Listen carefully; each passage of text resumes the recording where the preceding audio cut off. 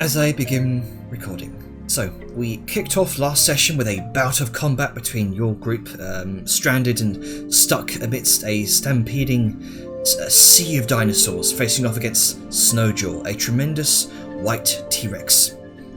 You were aided by a local to these lands, a young woman who seems to specialise in using not just her body, but an additional set of ethereal onyx and gold arms as weapons, these arms that seem to have a life of their own. You successfully managed to fend off Snowjaw and her cohort of two other smaller Rexes, and you survived the stampede. You were then introduced to this new face, Talali. There was some bickering between her and Angus. Angus wanted to kill Snowjaw, and Talali didn't. But regardless, you kind of conversed with each other, and from what Dajar heard, after that fight, Talali was speaking to something unknown, while kind of swatting away her doting ethereal hands. Take note of that. You travelled with her as she guided you out of the dangerous gorge for some miles until you made camp, discussing a nearby side stop at a place called the Library of Quetzali. Within the small territories owned by the Shaman's Mantle, the primary ancient magic order of the Tosian dynasty, to which Talali pulled out a map to reveal the surrounding lands. But it seems that Dajar would like to head to the library to follow up on a letter she penned and sent to the Order some time ago regarding insights into the mysterious material known as infused obsidian, a renowned substance in this part of the world, known for its anti-magic properties, as well as some leystone, leystone being small chunks of the astral ley lines themselves. Angus created a magnificent meal at camp, running a 34 just out of spite for Talali, during which you discussed and bonded with her over various aspects of your different cultures. Eventually you moved on to briefly discuss these strange infernal ruined erudite orbs and the possibility of disenchanting them to gain back sort of very useful raw erudite material. Perhaps the leystones may aid in that. You were eventually interrupted by a messenger Pteranodon, a rather stubborn one at that. It was a message from Varesh, your employer, about a potential money-making opportunity at Itzel, an underground fighting ring, which you recall was indeed requested by some of you when it was first mentioned by Varesh, that after the next tournament, after the Ring of Steel, was to be hosted in the city of Dactahos. You had three options. First, fight a series of dangerous beasts like the Trial of Steel, fight each other in a rules-guided battle royale, or a battle royale with the rails taken off. As you consider these options, the evening comes, the sunset shines in the distance, and I shall bring you over to the camp map.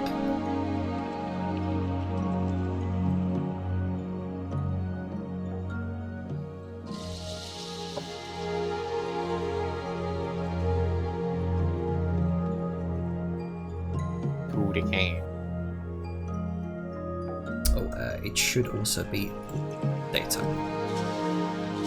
Yes, because we were taking half a day for people to work on it. So we traveled until like noon or something. Or whatever half a day's travel was. But I thought we stopped during the evening. Yes, the sunset. It is currently sunset right now, so you're stopping. You have stopped during the evening. Ah, yes. I only have two versions of this map, day and night. So Day and night. There are only No two twilight. states of being. no. Also, I need to reload the stream. God, Janner, I can't believe you have one for each of the fucking 24 hours of the day. Oh. I demand, With I demand different light, shadow correct light placements. shadings. Yeah. All right. Oh, that's no. I want dawn. I want dusk. I want twilight. You motherfucker. I want ray traced fucking light beams. I want everything in between. Where are my gold rays, Janner? They're on the title screen. Didn't you see? Yeah, with the lens No. flare and everything. Did you not No, it's just see? the PNG. It has sunglasses on. No, I didn't see. No, it's just a PNG. I need real Insert gold this rays. meme of, do you not have phones? No. Oh, God. No, I only have a pager. Sudden meteor, everyone dies. Oh no. Now all the dinosaurs gonna die. Bidding for This where we is how are. the dinosaurs died. Yeah. Little did he know, this is how it died. So anyway, shenanigans aside. Fine. Right, so I'm just having the stream view load up the map.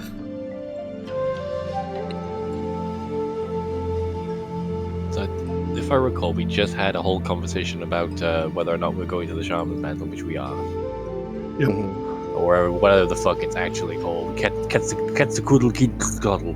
The library. Yeah, that was it. Kozali. Close enough. Man. You guys making the shit out of things. That elegant courtier is really coming through in the roleplay. Fucking Quetzalcoatl. Quetzalcoatl. I can see I Vel mean, saying that. it's like a fucking scholarly place, and it may as well be fucking Quetzalcoatl. We're gonna go find things out. So, Vel just- yep. as you consider these options given to you by Varesh, the evening comes, the sunset shines in the distance. Is there anything you'd like to achieve here before night comes? Or shall we move on to watches or the next day? Your choice. Yeah, Jar would like to talk to them during our night watch. Oh, okay. I would like to do a bit of crafting, but Oh, that's yeah. background stuff. Okay. But how Okay. many hours do we have before nightfall? You've got a fair few hours. I'd say about 3 hours before nightfall. I think I could squeeze out a dark steel. I Sure, can, go exactly for it. 3 hours. Perfect. Oh, there you go. Alrighty, carry on. Okay, so you kind of as night comes.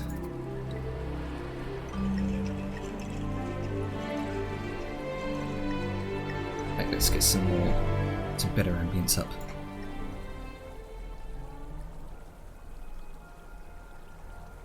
Okay, so in fact, I think it's actually fairly suitable as Dejar kind of comes back with Angus, presumably after some sort of talk. They both had a talk off screen during the week. You kind of begin your watches for the night, which is fortuitous because Velum and Dejar are the first two doing their watch.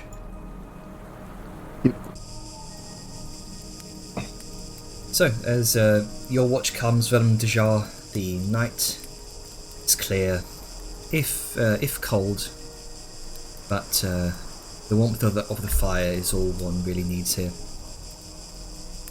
See the night sky above you, stars as brilliant as ever. The two moons tonight are absent. The night is much darker than normal.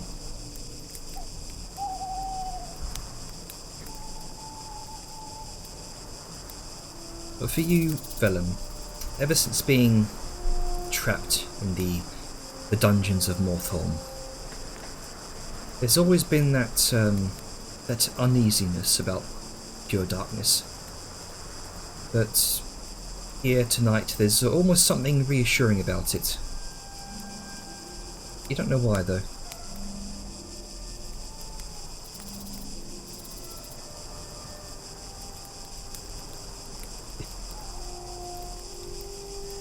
As usual in these watches, unless something particular occurs, he's always just either gazing into the fire or looking up at the stars. But one more than the other.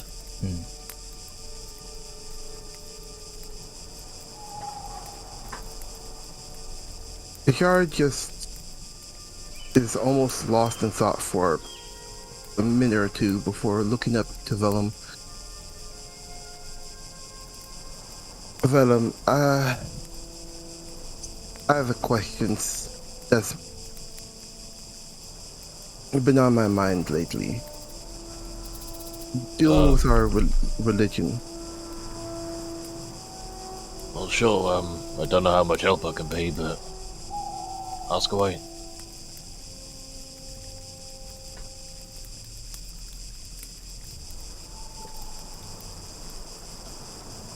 For someone in my line of work that deals with monsters, not the ones that are found in fairy tales or ones we faced in wilderness, I'm talking about, mortals that act like monsters. What does it say for our religion if one carries darkness while fighting for the light?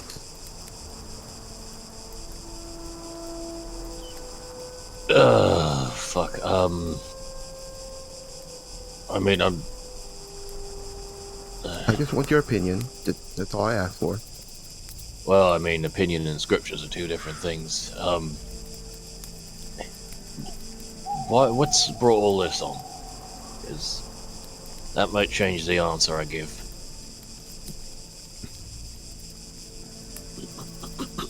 He is quiet for a minute, looking at her bandaged hands.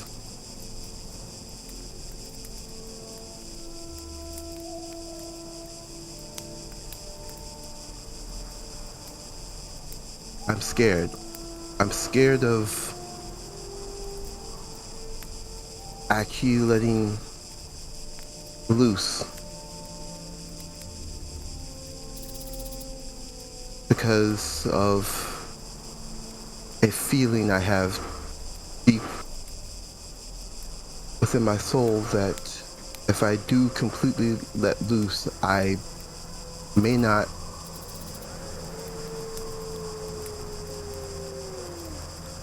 no one will look at me the same way again. That makes sense. Are you talking about your magic, yeah? It's yes, and no, it's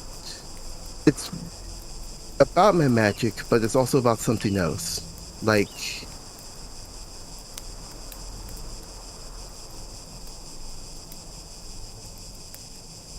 the best way I could describe it, it's like having a cage wolf that once you let it out, it may harm you.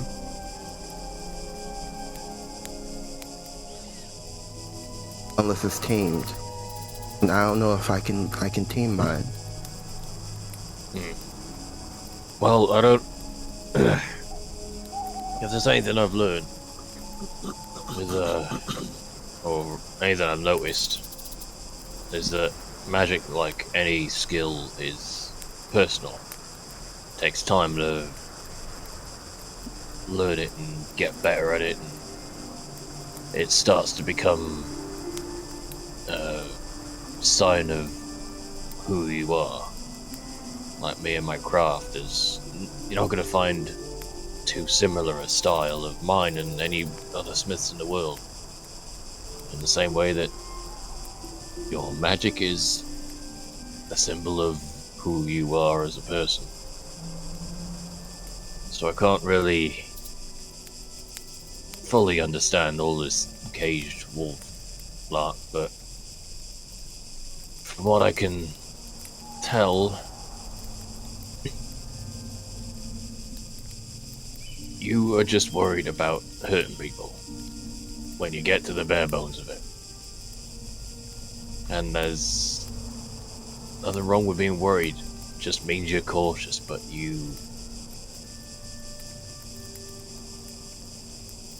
Fear can lock you in indecision. It can stop you from moving forward and trap you.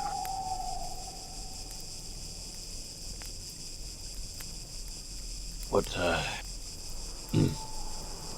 anyway, what I'm trying to get at is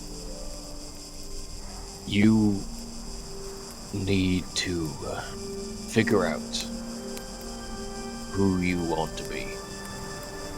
And that's one of the hardest things in the world I can't really help you too much with. But you're saying all this business about letting power out, but it's your power. It's got its own feeling and vibe to it that others may not like, some may be accepting, but at the end of the day it's still yours, and you need to figure out what you want to be showing the world.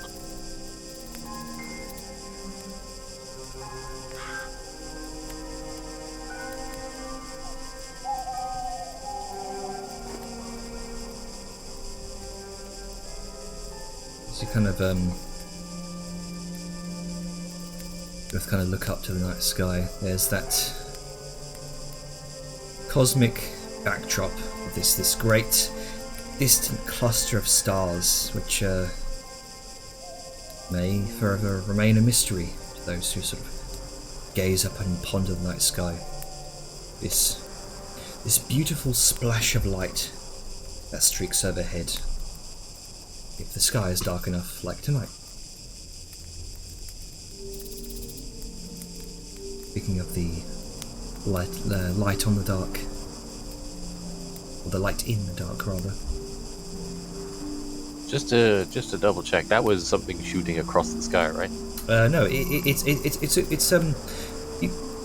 vaguely seen it. It's throughout the previous nights, but now it's tonight. It's a lot clearer than normal. It's just this great streak of like a miasma or a nebulos thing. It takes centre place here. It's for the players here, you would know this. This is the vision of a galaxy across the sky. Ah, okay.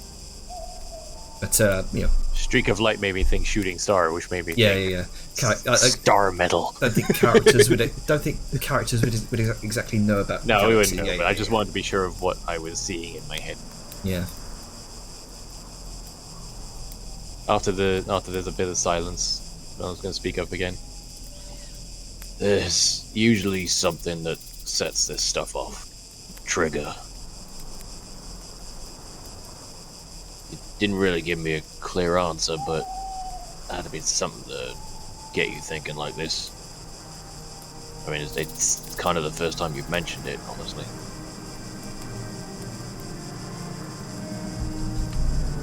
I can explain more than detail tomorrow morning. Because this can affect everybody. You notice that she's rubbing her bandaged hands, particularly her right one.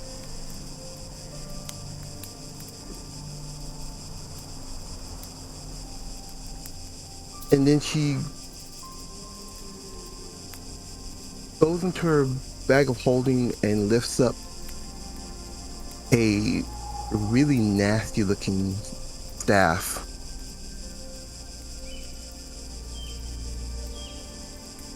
Is this the one that you The pulled plague. from? Yeah.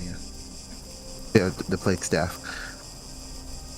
And she's gripping it almost tightly.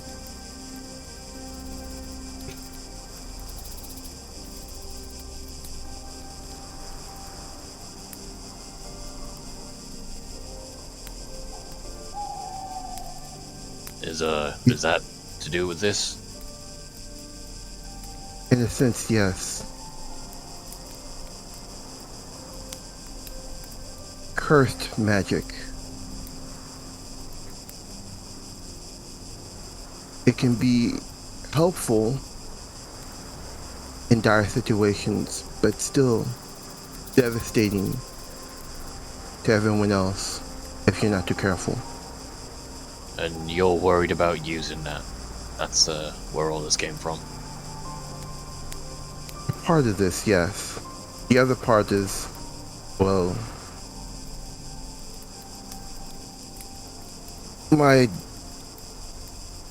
other bit of magic that I don't fully show.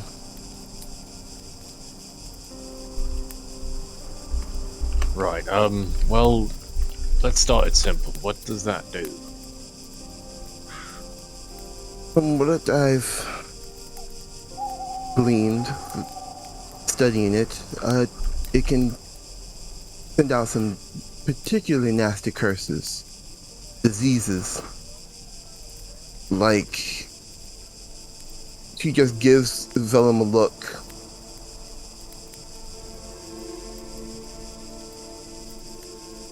I will only have to say Golden Scarab. You know exactly who I'm talking about. Plagues and the like. Yes. Okay, I can see why you would be hesitant.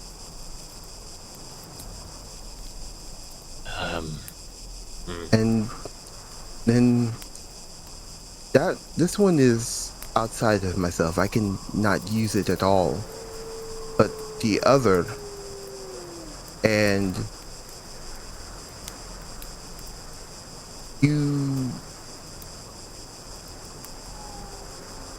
her eyes change slightly from almost a brilliant blue sky to a tinge of deep red.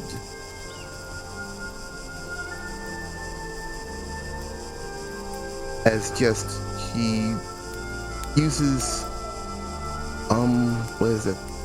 Give me 1 second.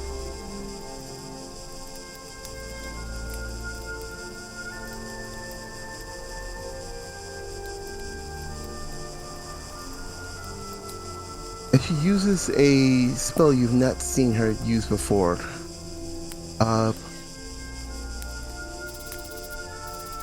And a small bead of blood comes off the back of her hand. And it's just floating in midair between her two fingers.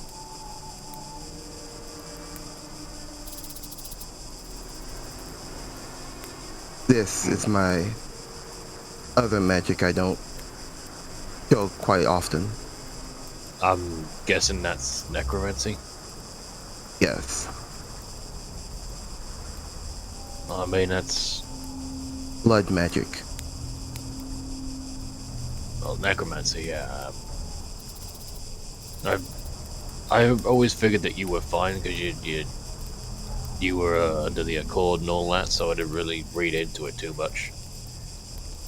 But if you're starting to get worried about your magic, about using that magic, I can't say I like it. But I'm seen enough to know that with power, it's not about where it came from or what it does, but what you do with it. So I've kind of just been accepting of that.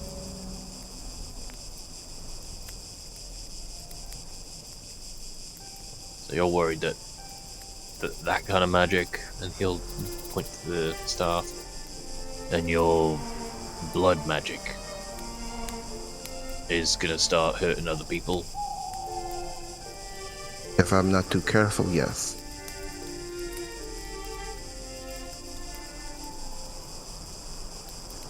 Well, I mean, all you can really do is either work hard to be careful or only use it if you have to. I'll be honest, with that stick you got there, just what it could do,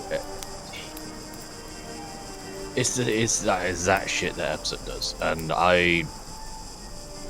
if it were me, I'd say fuck no and use something else, but I'm not you, and You're the one who needs to make these decisions. If you have the confidence to work on your control, to be better at using this kind of magic so it doesn't hurt people, then more power to you.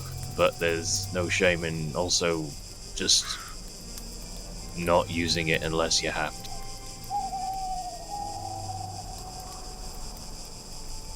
Restraint is something worthwhile too.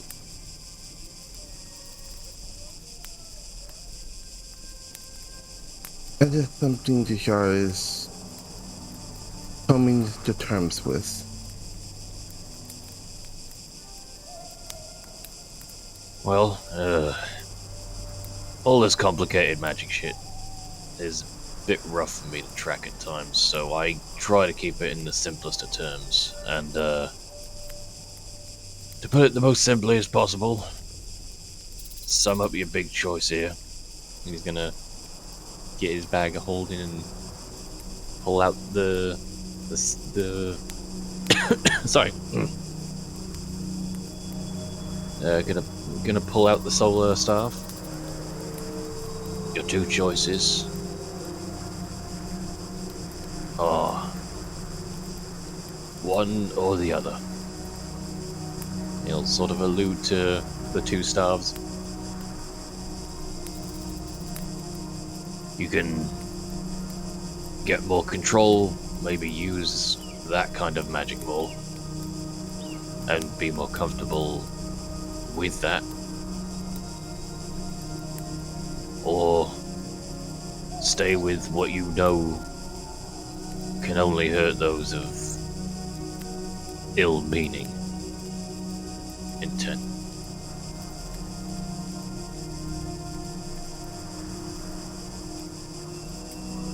And then he'll sort of just stick the bottom end of the staff in the ground next to her.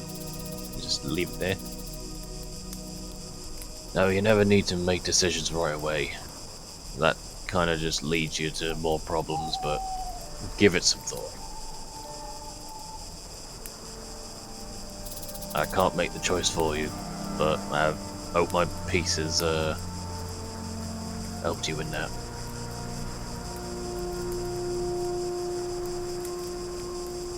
Gave me some time to reflect, yes.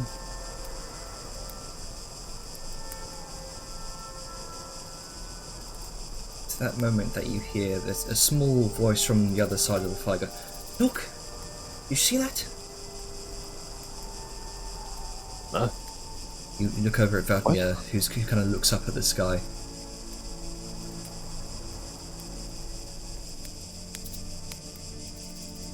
And looked up. Bellum will look. As your, whichever of you has the higher passive perception here. Probably me. Yeah, I have a passive of 11, so. So you're the first one to notice this villain.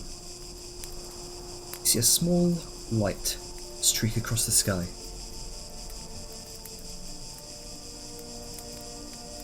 Oh, don't get to see that too often. At least not the places we've been. Oh, look, another one! You see another light across the sky. And another. Then another. Dejar, can I ask a favour? Sure. Your, magic bird thing. Could you send that up and see if, any of those lights come to ground? Alright, give me a minute. Bit of a stretch, but I'd be a fool to ignore it. Such an obvious show. Look for wrist, Agatha appears on her hand, just and she's telepathically tells her familiar to look out for some lights that have hit the ground Okay. and sent her up. She flutters off into the air. It's you can see her for quite a distance. She gives off this kind of very, very, very subtle luminescence to her. It's this white raven. And she ventures so high up, she almost sort of blends into the starlight. But you know she's there. So you were gonna say almost gets hit by one. Yeah. Like, no, that's too high. Yeah. As you kind of continue flying up with her, you kind of blend your eyes with hers. Still very, very distant. And so you can see what appear to be shooting stars silently falling across the heavens. Oh, that's nice. Deja, you know what these are. It's a rare celestial event that very, very few are privileged to witness. It's a magnificent sight to behold. Indeed it is. Each star only very slightly brightens the night for that briefest of moments, like a soft flash of lightning, as each one streaks by, taking on the hues of deep purple blues, silvery whites, and then just winking out of existence. Stars that live half as long and burning twice as bright. Maybe this is where that saying comes from.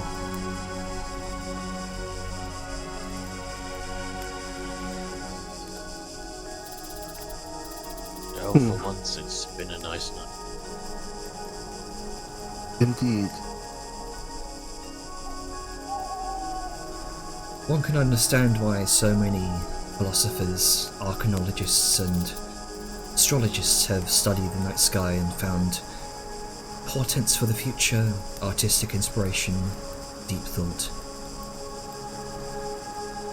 For most inquisitive minds, it would be easy to get lost in the many thousands of constellations found at night. And here you can see many, if you look just close enough. See, among them are the angel's wings, denoted by the two large red tinted stars that sit at the tip of these long trails of a pair of other stars, like the tips of the other feathers, tips of either wing.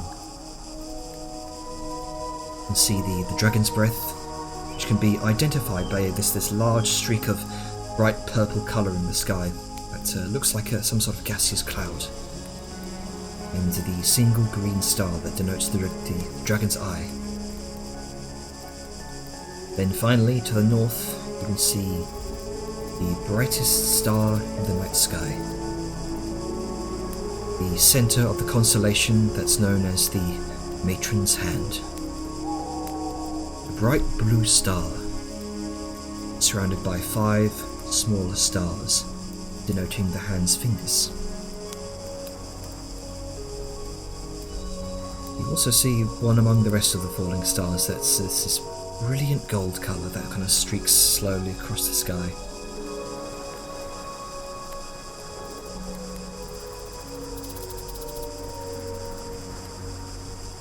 That takes an interest in that.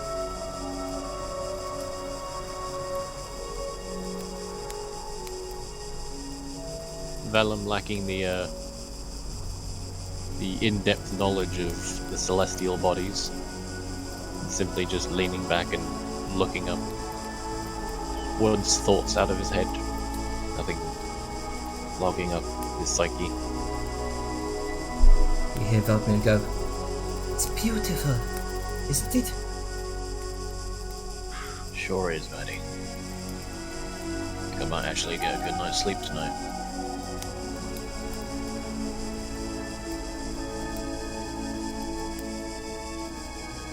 Deja, through your familiar's eyes, that golden star slowly changes its direction partway through its descent.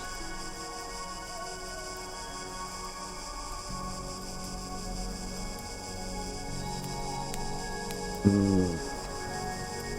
Okay.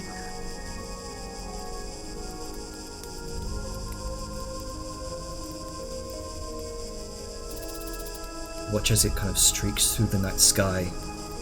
And you're starting to see this too, Vellum.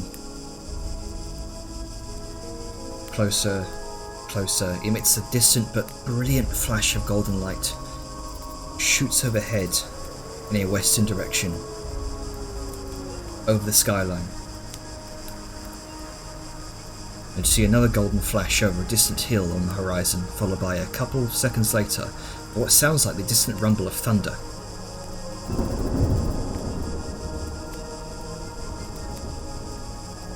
So the direction was West. northwestward, west, east.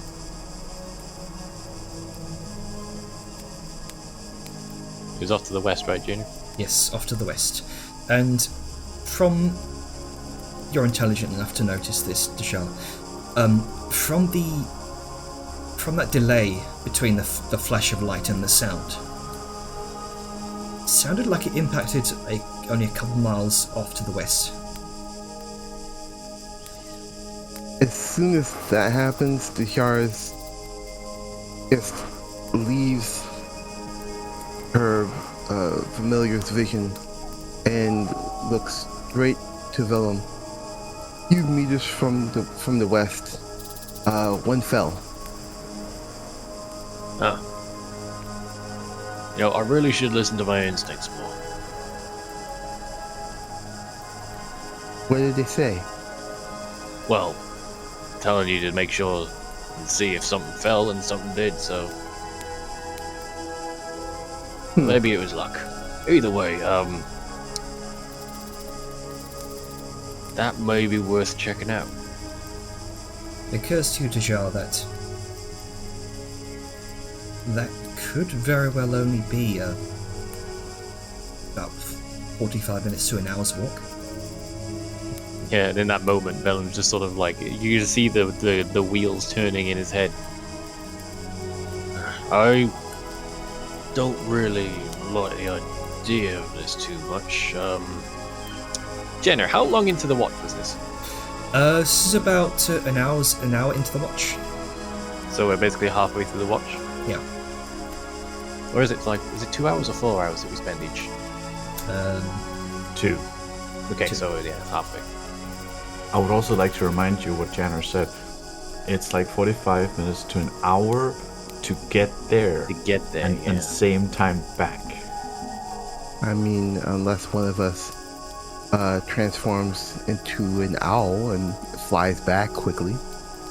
I mean, it's a case that we don't know how big it is when we get there. But either way.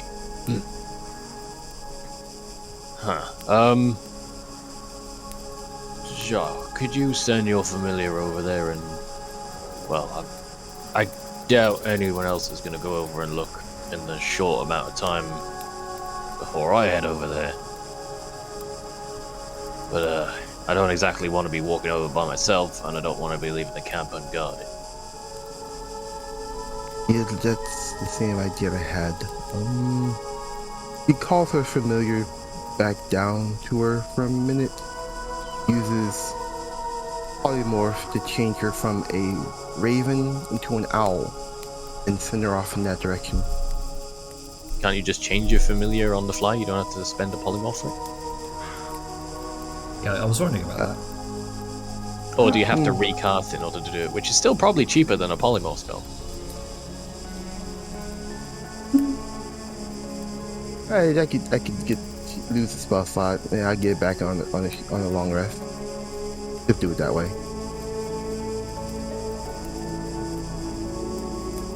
Well, that could be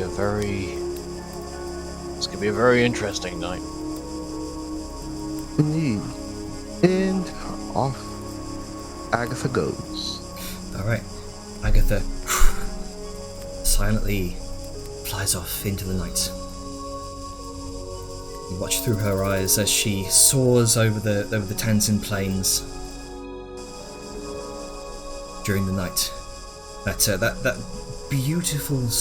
beautiful streaks of falling stars overhead As she crests the hill, she sees this looks like a large cluster of rock formations in the distance. She can see, or rather you see through her eyes, Ashar, you see rubble and a toppled mushroom formation, as if it was struck. And amidst all of this, you see a dull, shimmering golden glow. Doesn't look like the typical glow of firelight that you've seen many times thus far. Oh, hang on. Haven, you might be correct. Yes, there is a 200-foot range on this, seeing through your familiar. It's 200 range, So you would be able to just about crest over that hill and see this, but you wouldn't be able to approach any further. Yeah, the most you can do with a familiar past that range is give it specific instructions, like come back if blank, but besides that you can't see or give it commands past that range. Oh, actually, sorry, it's 100 feet? Okay. Oh. I think you'd still be able to see this though, but you wouldn't be able to approach any further. yeah, okay.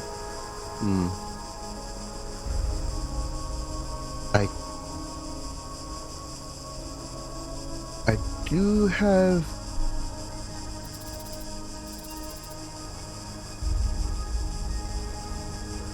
Yeah, that's the reason why, okay.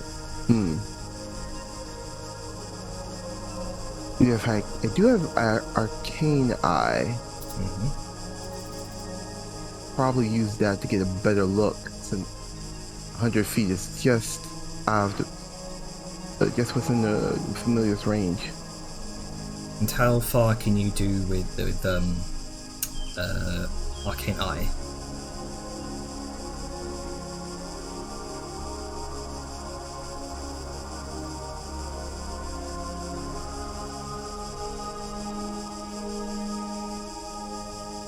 What's the range on Arcane Eye?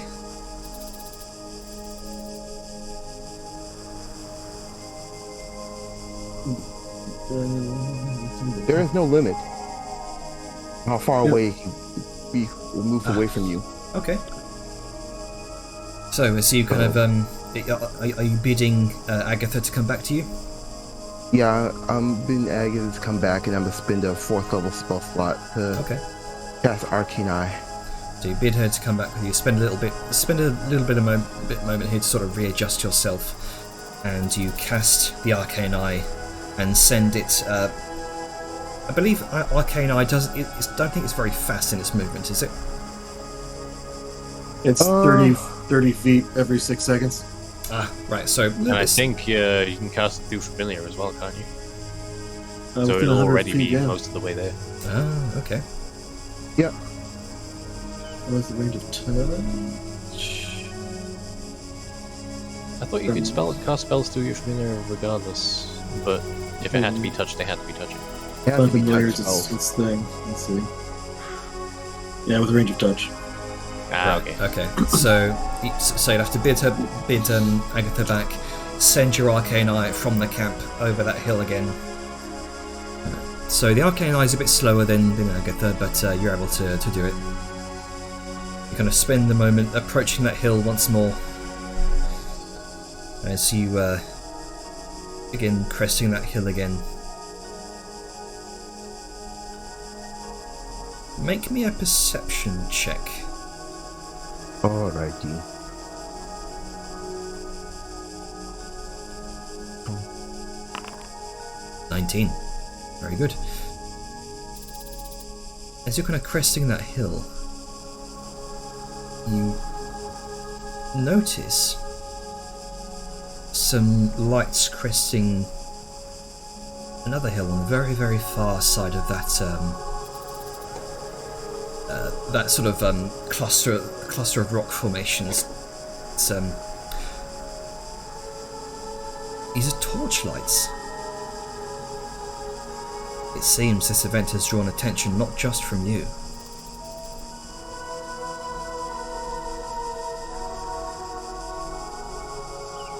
Ooh, okay. After while viewing it, I will tell Rom. It would seem that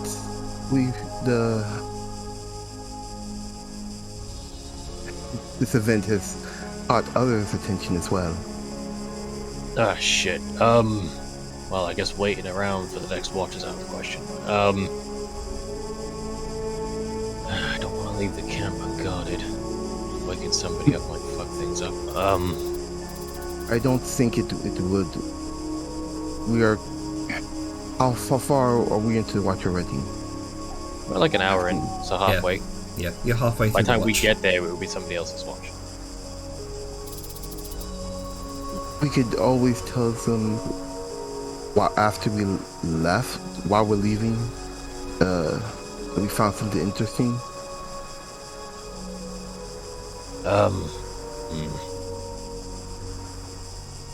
We have the earrings.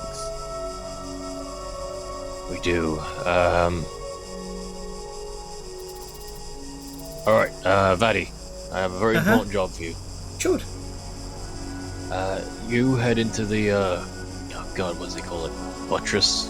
The building. You head in there and keep watch while we're gone. I can't get in without Angus. I can climb up to the top and keep watch from there. If it's safe to do so, God, that is kind of okay, you keep watch. If anything goes wrong, you try and wake the others, but we shouldn't be gone long. Can you do that for me? Okay, will do. Just kind of approaches you, kind of hugs you. Just keep safe, okay? I'll be fine, buddy. It's just a walk. Okay. And while Vardama and Sable were Vellum. Vellum were having a talk. They're very different Sorry. words. I don't get how people are mixing them up. No, it's the LE. Just for some reason, it's just I don't know. Anyway, she's taking out a lantern he got while in the Morvog to help light their path. All right. So you watch as Vadmir kind of scampers up the side of the tower without much issue. You know, she's a satyr. She climbs. She has climbed for most of her life, and she kind of perches herself on top of the tower, just keeping watch. Right. Joe, have you got any spells to make us go a bit faster? I really don't want to be the last one to the party. I can. She dismisses the arcane eye. I'm using the. I can use haste. It's gonna require more energy, but we'll get there faster for sure. Well, I don't want to run the risk of missing out on this kind of rarity, so let's do it. All right. So, what are you doing, Deja, to get you there faster, if anything? Let's see. Give me 1 second. Double checking my spells here real quick.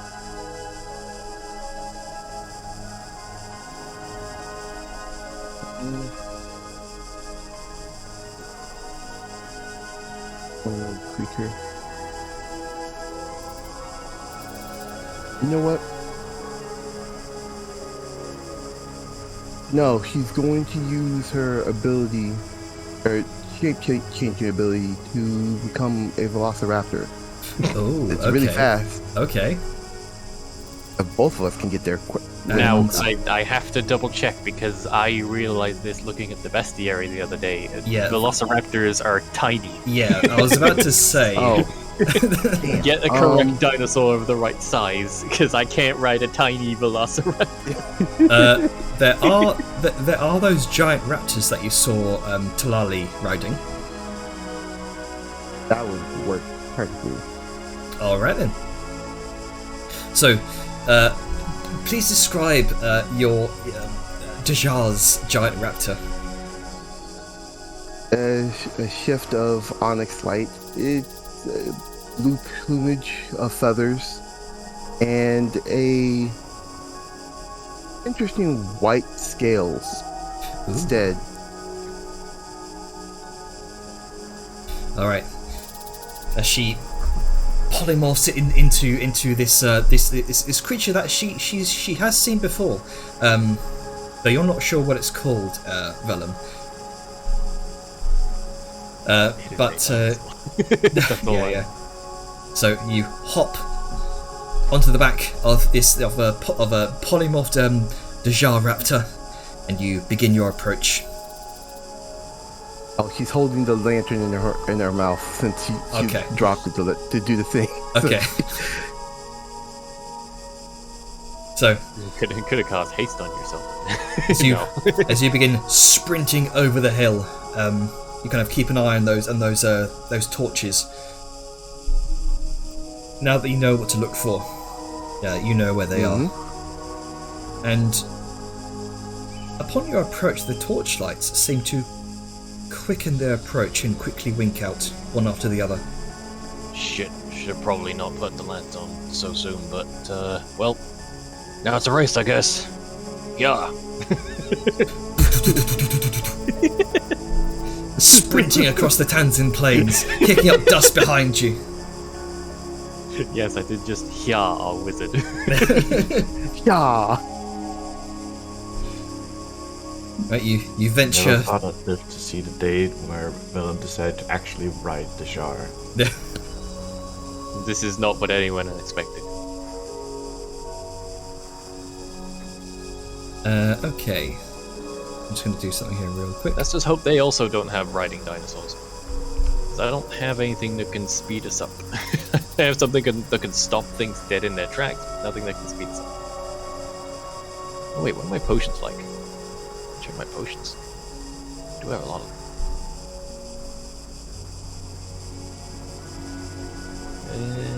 No, nothing speedy. All I have is a potion of climbing in terms of mobility. Okay. Worth looking though. Alright, so you venture towards that stone formation in the distance, and as you grow closer, you can see the shimmer of this radiant golden light. And as you slowly kind of you dismount Dejar, as you near the outskirts of this almost sort of like natural Stonehenge-like formation.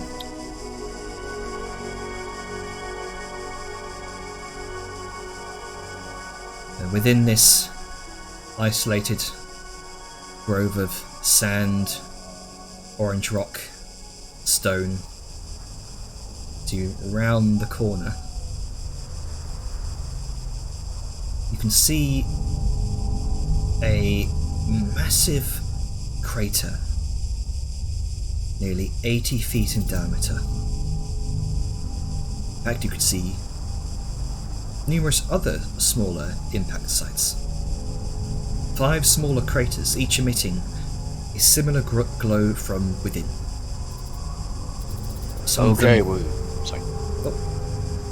of them kind of vary between 5 to 15 feet in diameter. Seems as though whatever impacted here may have sort of broken up and split apart in the atmosphere. Alright, Dejar, Divide and Conquer. Go see if you can grab as many of those as you can. I'll start on this one. And it's a little bit greedy, but I'll be fucked if I'm gonna miss this opportunity and let someone else get the goods. Yeah. And he's like saying this as he's fucking running, just down the side of the crater. You see dust and sand and dirt have been kind of thrown about and scattered across the ground. These deep cracks spider from the impact zones, and you kind of make your way over to one of the smaller craters around the outskirts of this larger, massive crater. And you see, nestled within its very centre is a single, fist-sized, glimmering, glowing rock-like formation, partly buried into the ground. 2 questions, Jenner. How steep are the craters? Not very. The smaller ones are about 5 feet deep. You can see this these rocks. They've got these sort of ethereal, radiant energy that kind of coils around them like miniature coronal ejections. These indeed seem to be the origin of the golden glow. So it won't slow my movement to get in and out of these craters. You might need to spend a little bit of movement, like difficult terrain. But, What if I chugged a potion of climbing? Then no. Vellum will immediately chug that. All right. And Jashar is going to try and find some metal. Look in the craters. All right. Yeah, Vellum's like, he'll take like half a second to marvel it, and it's like, right, no time to be big-eyed. Just no caution whatsoever in true old Vellum style. You're just gonna grab that shit and stuff it in his bag of holding. Good thing he's wearing gloves. Couple of arrows impact the ground near your hands, Dajar and Vellum, as you attempt to pick them up. Oop. And you hear a distant voice from the other side of the clearing, across the other side of that central massive crater. Step away from me, Rock, else the next arrows are going between your eyes. Why? You see a figure kind of emerge from the darkness, standing on top of a stone pillar, kind of holding a bow aimed towards your directions. Your direction, kind of aiming between from Dajar to Vellum, back to Dajar. You see another figure, and another, all of which emerge from behind various rock formations. You see a saddled dinosaur, which looks much like the one you saw Talali riding. My crew and I spotted these falling from the skies and would very much like to acquire them. I know someone who is willing to pay top platinum. Unfortunately, you may have saw it a little later. I saw it first. And we got here first, so sucks to be you. Well, you seem to be outnumbered here. So, Outnumbered, here's but not how- outclassed.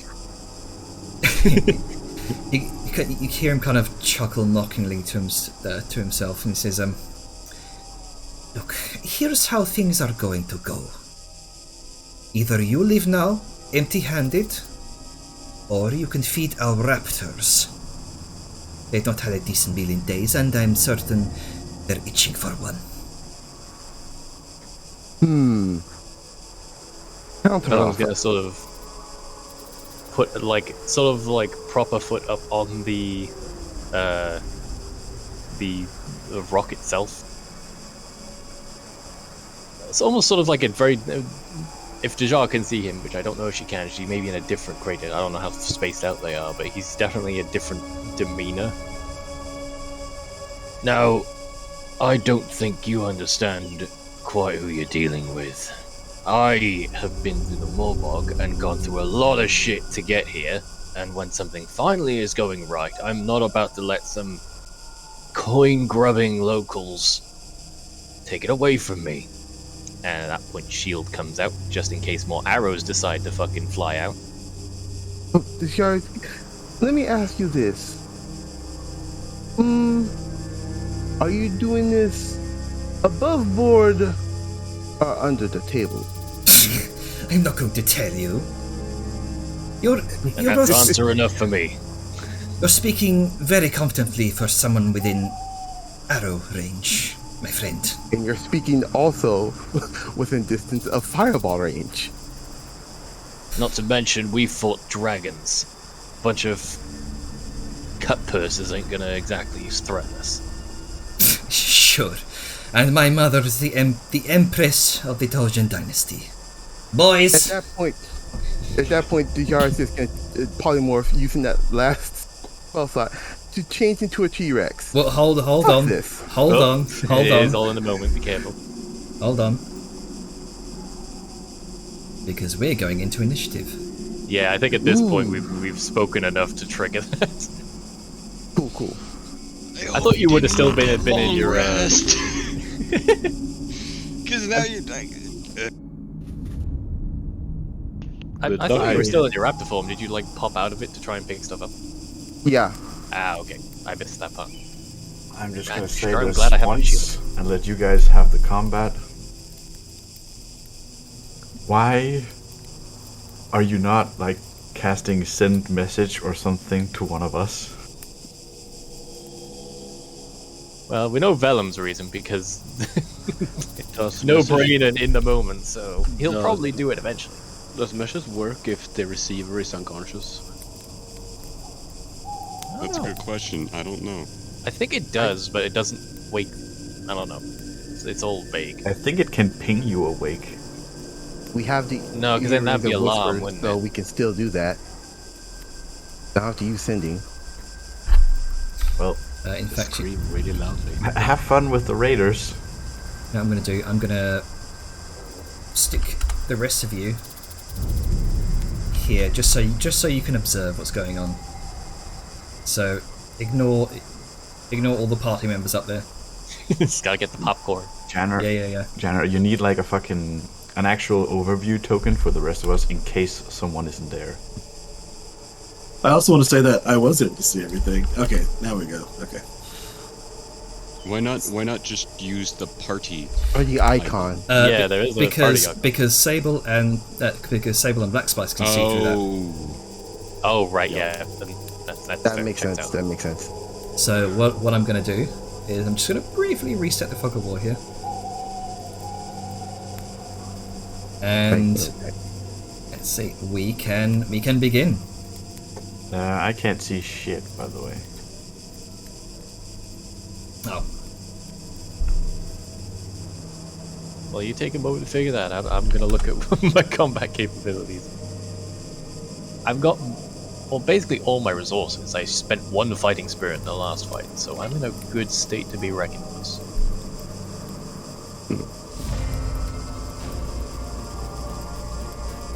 A 12, man. Glad I got my shield out first instead of my weapon.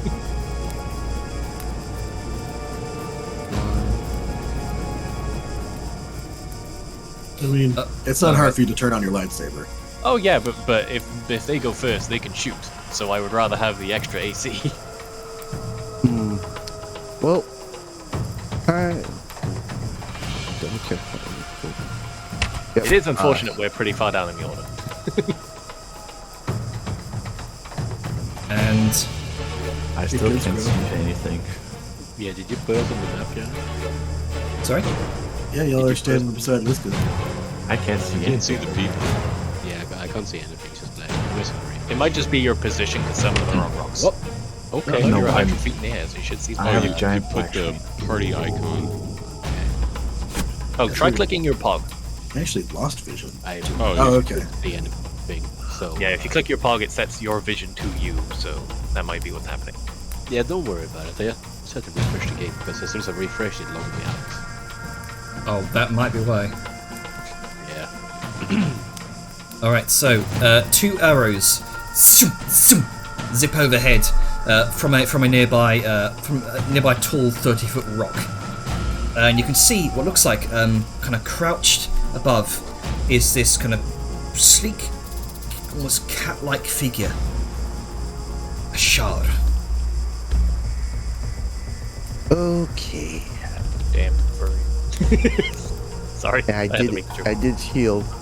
So And both of them sort of, well, the second one strikes you in the shoulder. The first one bounces off the shield. You hear this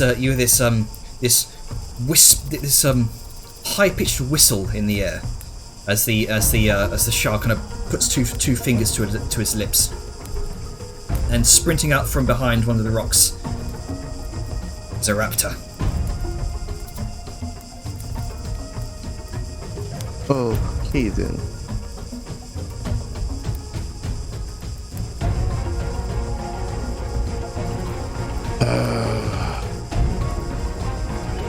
And let's see.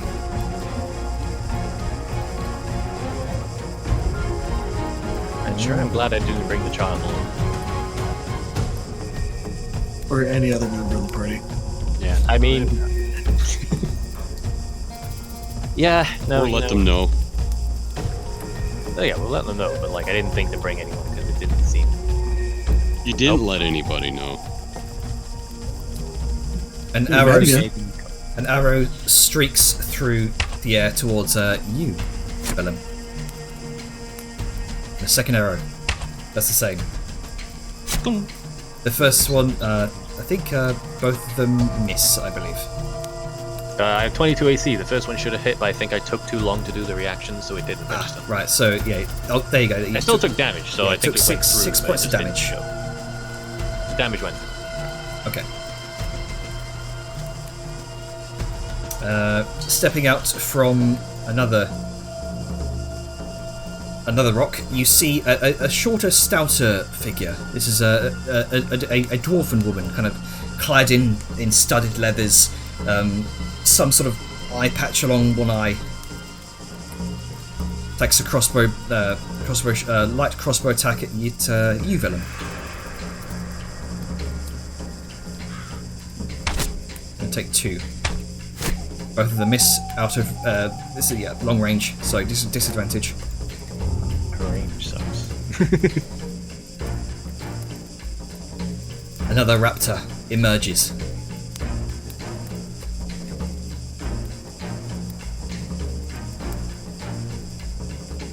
Right, Vellum, what you doing? Free action earring to Dejar. Now, as confident as I am about this, just in case, grab what you can, and if we have to go, we can. And maybe warn the others. That was a lot of words. Fine, I'll succinct it then. Grab what you can, we don't have to win this fight if we don't need to. And I am going to bonus action Sunblade. I am going to use my free item interaction to pick this sumbitch up. Alright, that should be lootable there for you. Wonderful. Sorry, I'm just turning on my sun. I'm turning on the sun. Doesn't seem to be there anymore. Here comes the sun. Do-do-do-do. There you go. It's We all did a different. Single brain it's, cell party. yeah. It should be in your features at the very, very bottom. Oh, features at the bottom. There it is. Forgot it was there. Starts at 15, I think it does. There you go. As you kind of comes the light sun, up, motherfucker. as you kind of light up your blade, the rock seems to swell in its own brightness.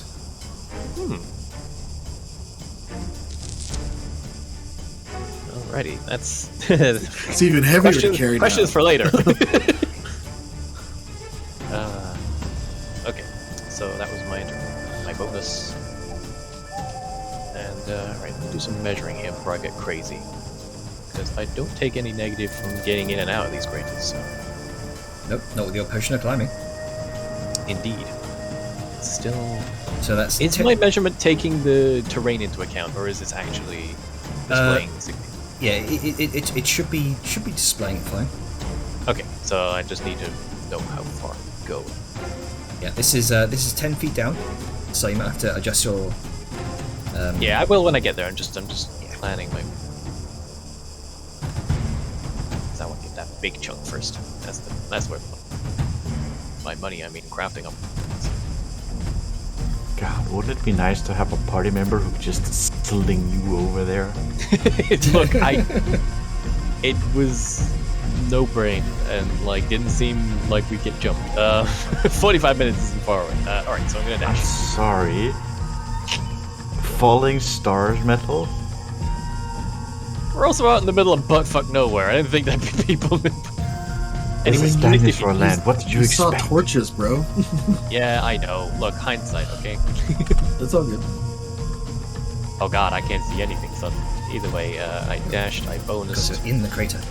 No, you Indeed, know how and broken it is. luckily Dejar goes after me because she is currently the only target.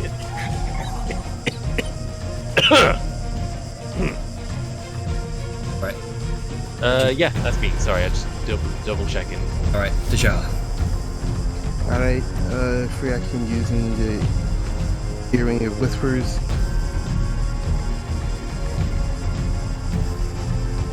Velum and I went to check something out. We're in trouble. The range on that is 500 feet.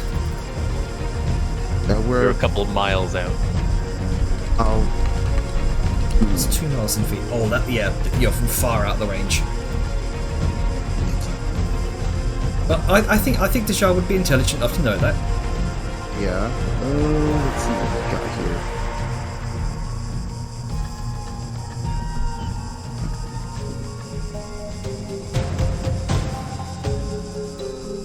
What you doing, Dejar?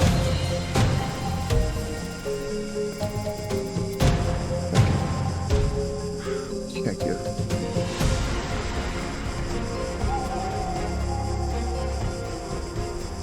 I'm gonna use how many spells I got. Have sending that's prepared. Yeah, but that's an okay. action. Yeah, So that would take your action. We're also unconscious, Yeah, that's the other thing. so we can't. I don't think sending wakes people up either. Nope. That is what the alarm spell does. And Yep. I recommend T-Rex then, because survivability at the moment is key until Yeah, we okay at least then. thin them out of it. So This you is know all what? like in the space of like a minute as far as combat goes. So. Yeah, you know what? Just within 6 Correct. seconds, actually. Yeah, it's been Yeah. 6 seconds. Well, I mean, in let's- the overall course of things, you Okay. can spare a turn for self-preservation. You do what you want to do. Okay then, I'm not gonna do the sending. Is it a free action to pick this up, or Yep, free action. It's a use object interaction, which you get a free one of. Yep. okay then? Takes this. All right. And Seems to have gone to Bandit's turn for some reason. I'll use polymorph on myself to become a T-Rex. Alright then. So let me go ahead and fix that up for you. All right. Yeah, once Google will let me. Tyrannosaurus Rex, and drag that over to your sheet there. Polymorph. If we get this stinking. There we go.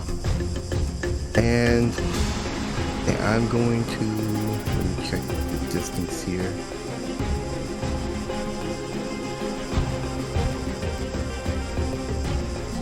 What does the Shah have a similar sort of pale scale pattern to her like she did with the raptor? Yeah, at this point, just keep Alright. keeping it.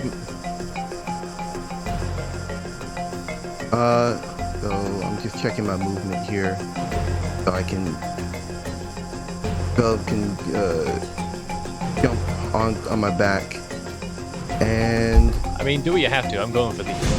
Melon's made that very clear. So don't feel like you have to focus entirely around Melon. no, yeah, Plus, he's currently safer than you are because he's in the crater. They can move up to do it, but they put themselves in a worse position. hey, I'm a travel in this direction. Just massive I am T-Rex. the bigger dinosaur. And Dejarosaurus Rex. Alright, is that your turn? Because you've done your yes, action that's to. it. Okay. You hear a cry from one of these individuals. What the fuck?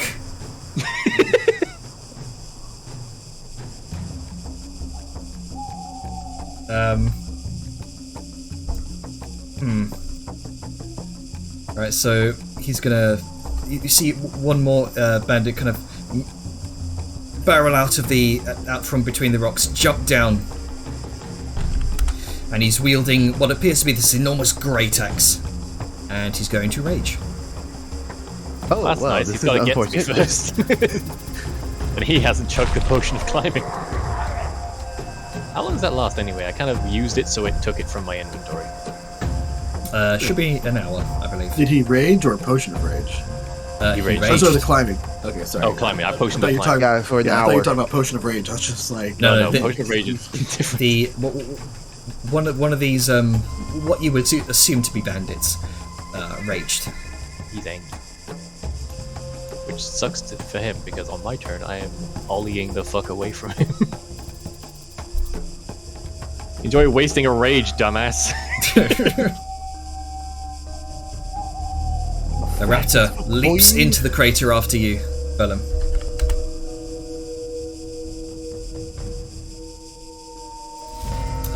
Okay. It's secondary bandit's turn. It's going to make another longbow attack against you. 2 actually.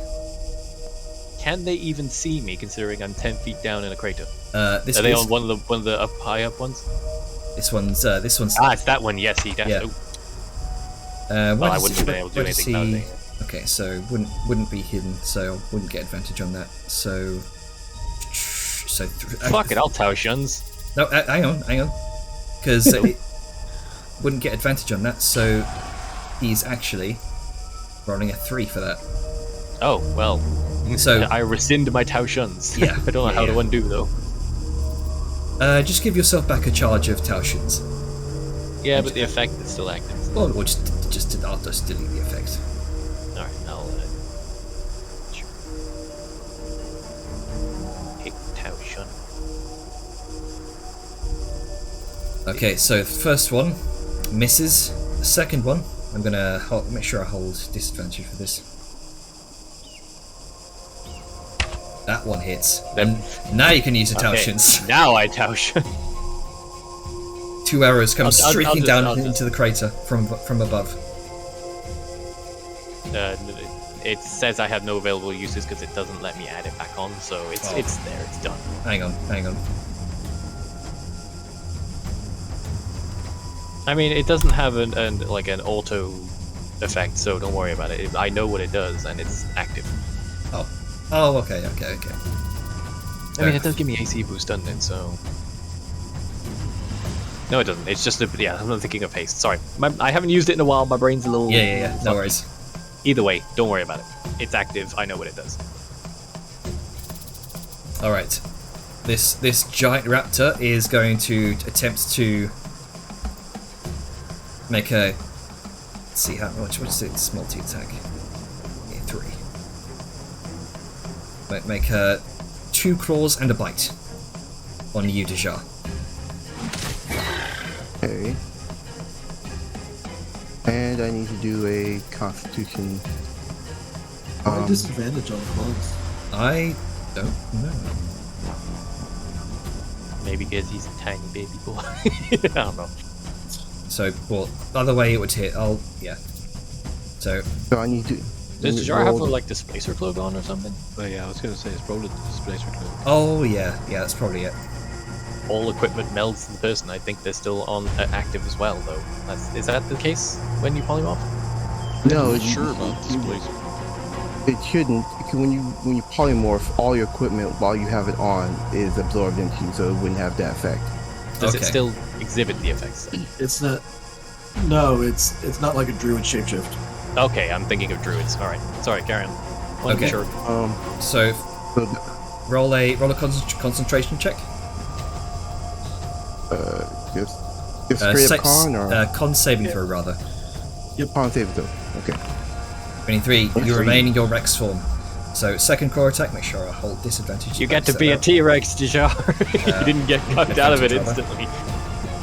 Oh, Oh wait. Nat good 20. God! Why? It worked. It has advantage? What? Okay, that's weird. I mean, it still did you would. hit It advantage rolled a and 20 and a balance 1. It Oh. still would have hit. Right. Okay. So there's your Constitution saving throw there, Dejar. Have to be 13. Right. You succeed. Nice. And a Loggers. bite. Good God! I forget how dangerous these things are. You succeed. Dino v Dino. I'm We finally get getting real our fucking this consistently. shit up. we finally get a Dino v Dino fight. Dino fight. Sunday, Sunday, Sunday. Sunday. All right. Let's see. This bandit is going to kind of look towards the giant raptor. It's going to whistle. Oh, I see. leadership abilities. I see how. And the raptor is going to make one more claw attack against you. I with see. Advantage. Oh, sorry. I said with advantage. Yeah, no, it could be in that. Could be in that 20. Oh, that's fucking. Nope. That's not. Hang on, I'll undo Yeah, that. How is it's it- lower anyway. How much AC does the T-Rex have? It's a meat. It's a meat tank. Oh, yeah. It, Oh, Not right. much. Okay. Checks out. okay, so here we go. You succeed. Right. I I'm recommend getting murdering the my shit out dial of that battle. raptor Fuck because it. it has 3 attacks. This bandit's going to get the fuck out. Get the fuck out of Dodge. Away from that T-Rex. It's going to make a dash over here and aim her crossbow towards you, Vellum. Now, let's see. 2 giant raptors. The biggest target here is the Rex, so they're going to do what they know best. What's your... Okay, so it needs to go there.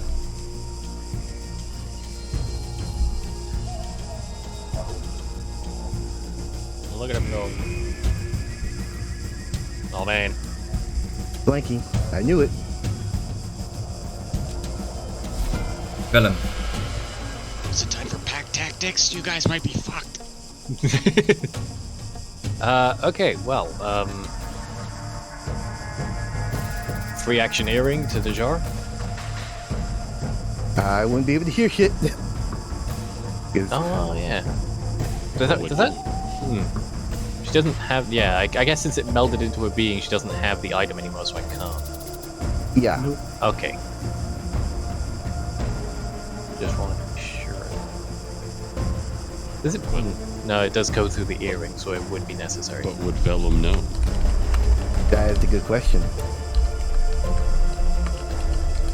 Well, he'll do it anyway because he doesn't know he's 10 feet. Actually, no. I can see a T-Rex. It's bigger than the rim of the fucking thing. It's like I'm here, even if I'm 10 feet down. She's near the edge and a T-Rex. And he did see her do that before, so Yeah. Am I able to see Jenner? Can I see the T-Rex? You can very much see the T-Rex. Okay, I will assume that is Dejar. Yeah, Because I did not see a T-Rex when we arrived, and suddenly there is one. Yeah. Okay.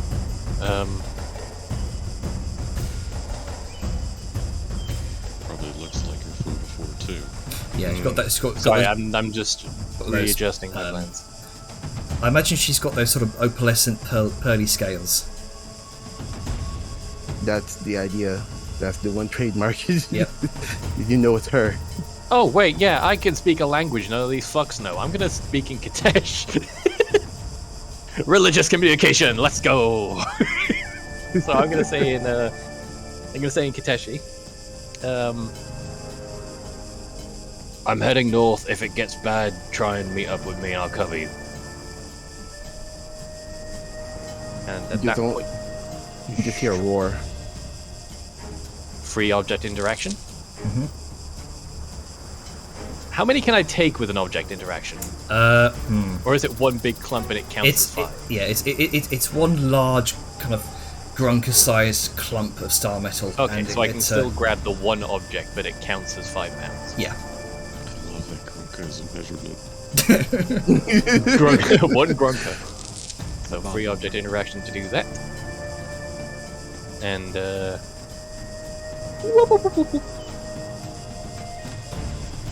and I'm going to use my free Tao Shun action to dash. There's a wall there apparently, so I can't go up. Hang It's on. because I'm 10 feet and I guess it counts as a wall. I will Yep.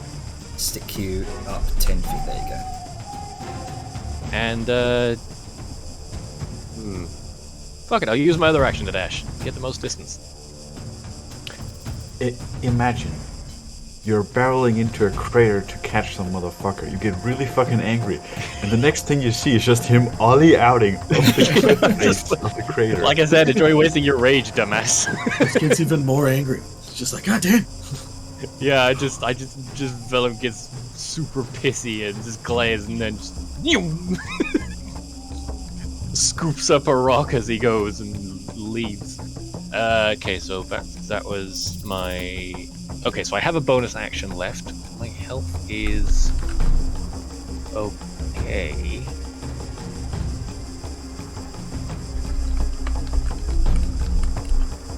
Sorry, I'm just double checking my resources here. Okay, I am going to call off a potion just to be safe. My health is at 3/4 right now.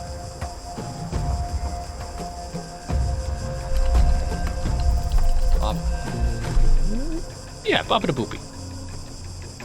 I have to target myself. Right. Yep, make sure you target yourself. Target myself with potion. This is your bonus action for a potion, I believe. Yes. Hey, that's a nice potion. Very tasty. Alrighty, I'm out of actions. Alright, Dejar, what you doing? Dejarosaurus Rex.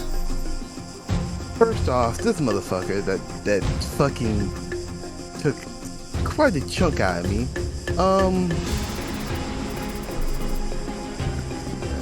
Yep, here we go. Bite. Oh. As you kind of bring down your massive jaws on this raptor, clenched around its neck, and you start just flinging it from one side to the other. You have a tail attack which you can do to the back raptor as well. You have I want to do multi-attack. one better. What? Can I take this one in my mouth and then just turn around and shove it into the other one? Okay. Just go ahead and make a bite attack on that raptor, but instead of we'll have it do half damage and it'll be bludgeoning and it won't grapple or restrain them. Okay. No. Nom. Get fucked. Alright, so what I'll do is I'll undo the damage and apply. These poor fucking guys, they show up, they got the numbers, they think we're just gonna deal with these guys and get all these goodies, and meanwhile one turns into a T-Rex and the other one goes faster than sound and yoinks everything. I'm also gonna have it make this would be like a strength saving throw. Nope, fuck you. it is knocked 15 feet away and falls prone.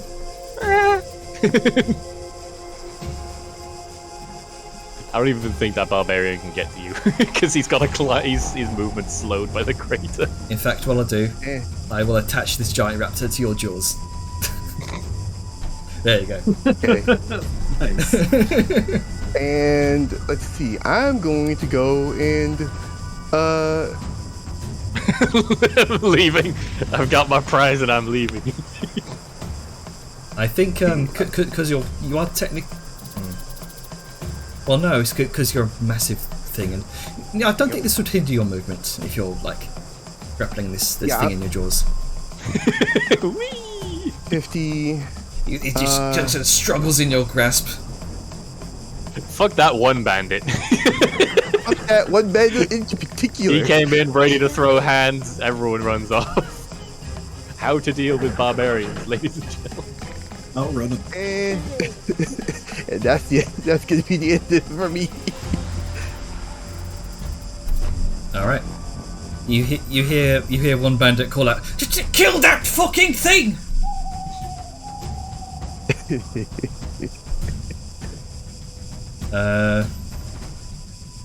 And you know what? This one's gonna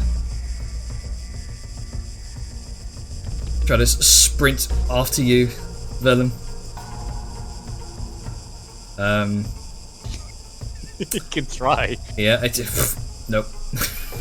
God, I'm glad I chucked that potion. This would actually be mildly annoying. As this raptor kind of leaps out of the crater. agile beast. And that's about as far as you can get without. Yeah. Oh, You see, is he adjacent? Because I'm 5 feet down.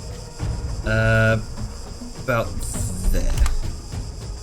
He's now adjacent. So he's not adjacent. Wonderful. I can just fucking swoosh on out of there. I should change my height though to match the crater. Okay, so hearing that order, gonna start peppering you with arrows. Again, with the where is it? Find out why they're doing advantage. I don't know. Is it like a darkness thing that they have? Oh, hang on. It was hitting the raptor who's restrained. Hang on. Shoots his own animal. Shit! Oh, there we go. I would have taken it. You're getting unlucky. Why is that not rolling there? There we go. God, Oh, calm no. down. What the fuck? No, it's just that one thing. Like, remember when I was just rolling 5 crits in a row? It's just it automatically repeats the attack roll. God damn, this boy. The giant raptor is going to try and escape your jaws.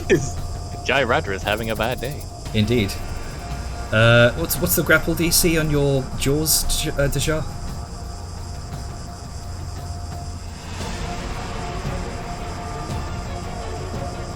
Should say in the bite. 17. 17. 21. It does manage to wriggle out of your jaws, Dejar. It is no longer grappled.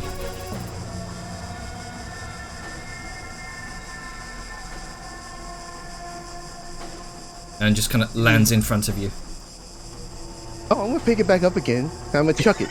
Okay. on your turn, yeah. Let's see. Is it an action to escape? Yeah, it's a grapple check. Okay, so action escapes. It's going to use its movement to get the fuck away. Is it gonna provoke? Yeah, sure. That would provoke from you, Dejar. Okay, then I'm gonna bite him again. All right, go ahead. Fucking do it again. All right, okay, that misses. A shame. That would have been hilarious. Aw, he's going in the same direction I am. Good.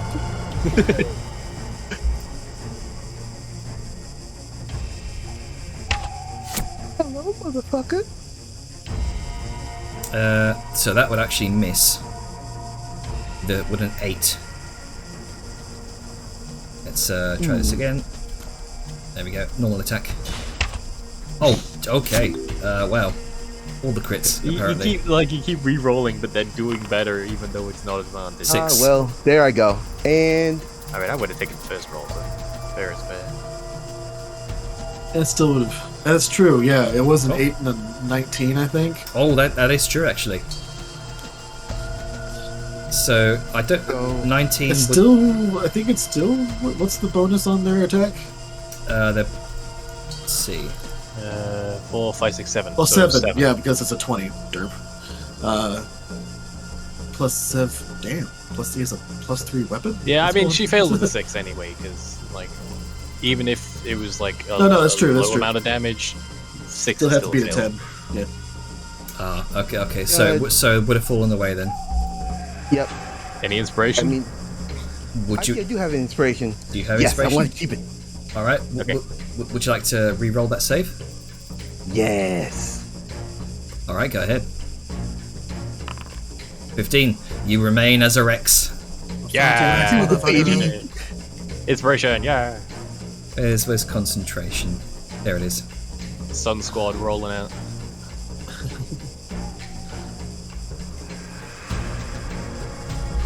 You hear another bandit go, "Stop them!" Stop that giant fucking T-Rex! Man, that's a spry fucking boy, Wait, hang on. lady. Yeah, that shouldn't be that quick. What's a movement? Did I mess up there? Oh, 50 feet as a 20. 50 feet as a dwarf. No, Yep, yeah, no, more you're not than their getting that short far. legs. I think not. Deadly over short distances. Yes. Natural sprinters. Okay, so she was there. So she would actually be there, and then the 25 sprinting that direction. This giant raptor is going to kind of get up from prone, scramble up to its feet. Cooked claws digging in the dirt is going to barrel straight towards Dejar. So you've chosen death.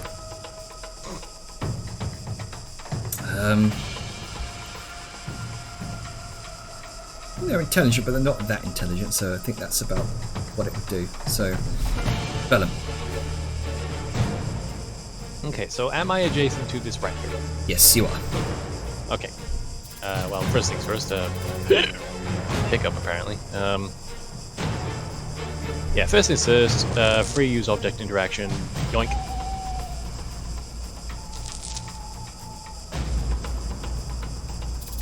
And, You are moving, right? oh yeah. Because it's part of movement that you get the free object. Yeah, I'm gonna be moving, but I was doing that bit first because I can't loot it if I move away from it. You can also But yes, split up your as I'm movement into.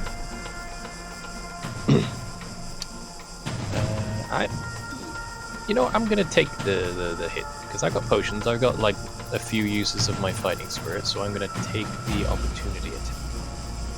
Okay. Plus shoes. I'm confident in my new armor. Misses. Swipes out with its sickle claw.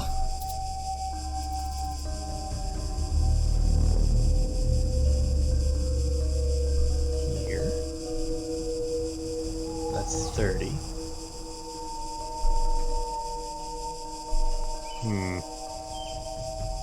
I'm gonna chug another potion. Why not? Can't target myself.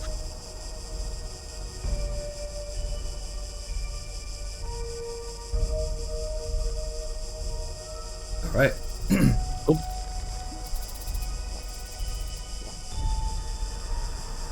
And What's your action? my action? Fuck it, I'll dash. Okay.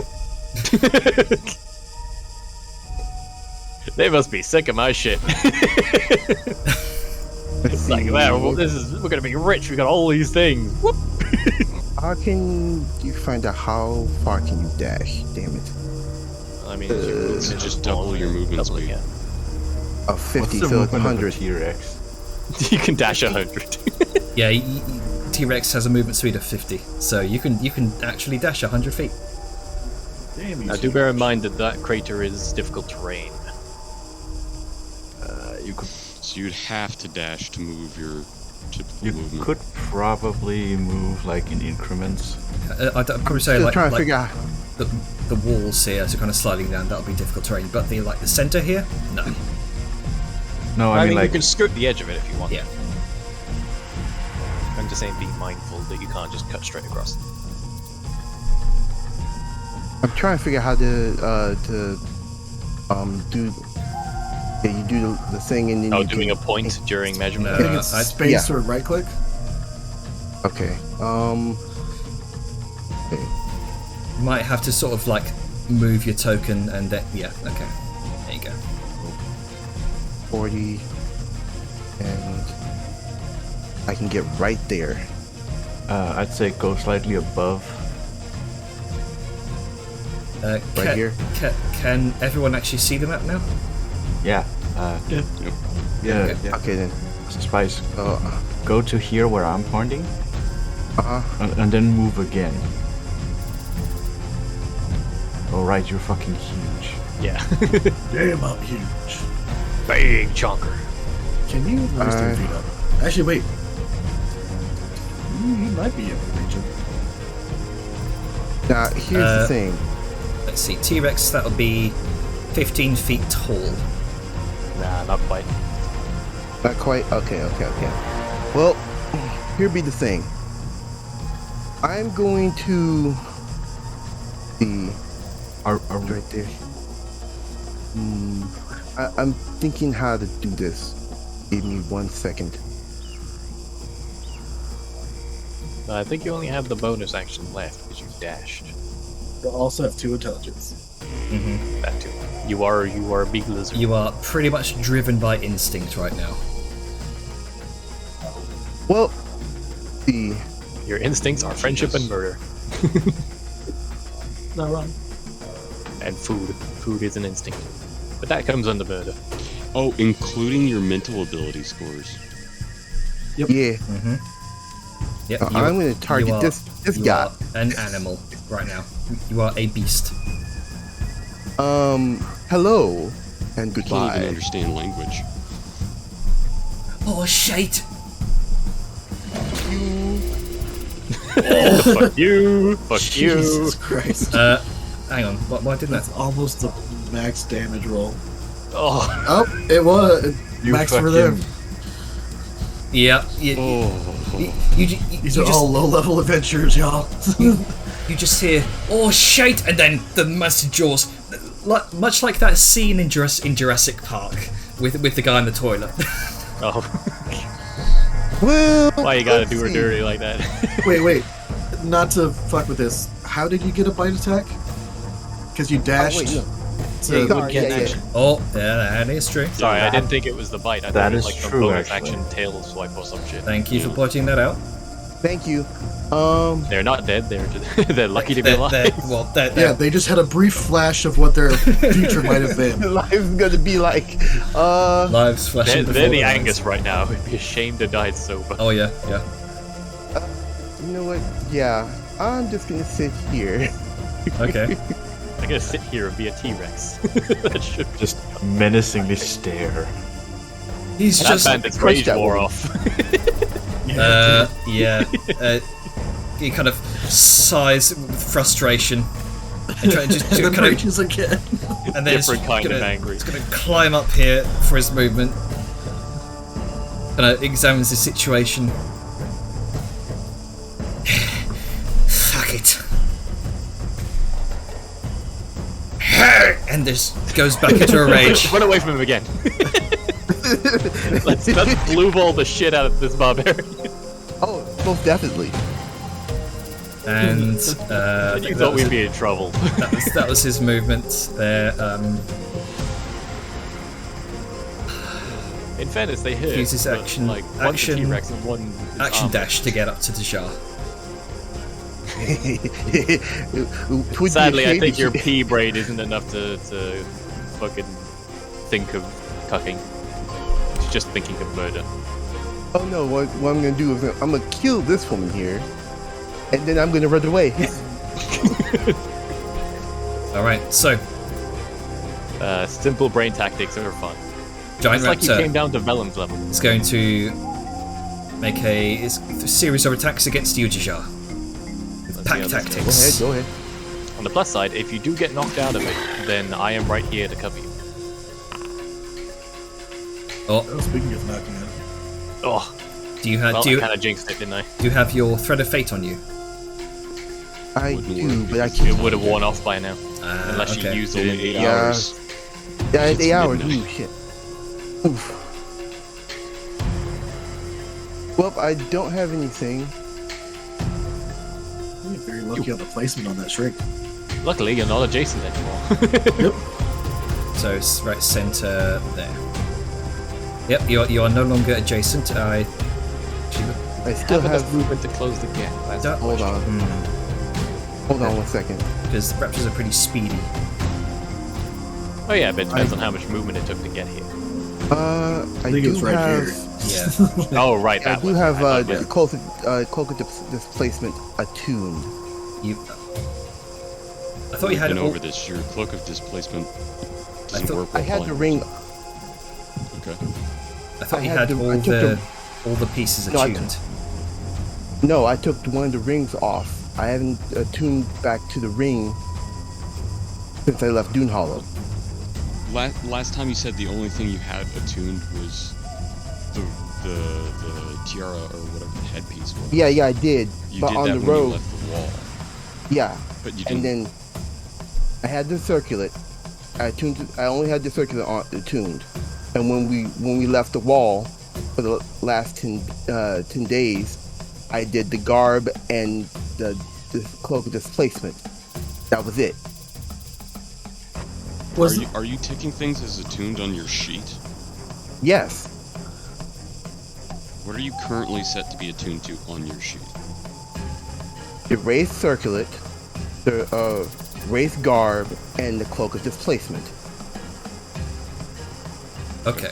Okay. I think in future, just as a general rule, we should put what we're changing or applying attunement to in the text chat, so there's a record of it. Yeah. Yeah. Doesn't it actually do that for you then? I don't know. It doesn't actually, surprisingly. Doesn't Nope. know. Oh no, it does that with changing movement. Yes. Okay, so you do have it attuned. Yes.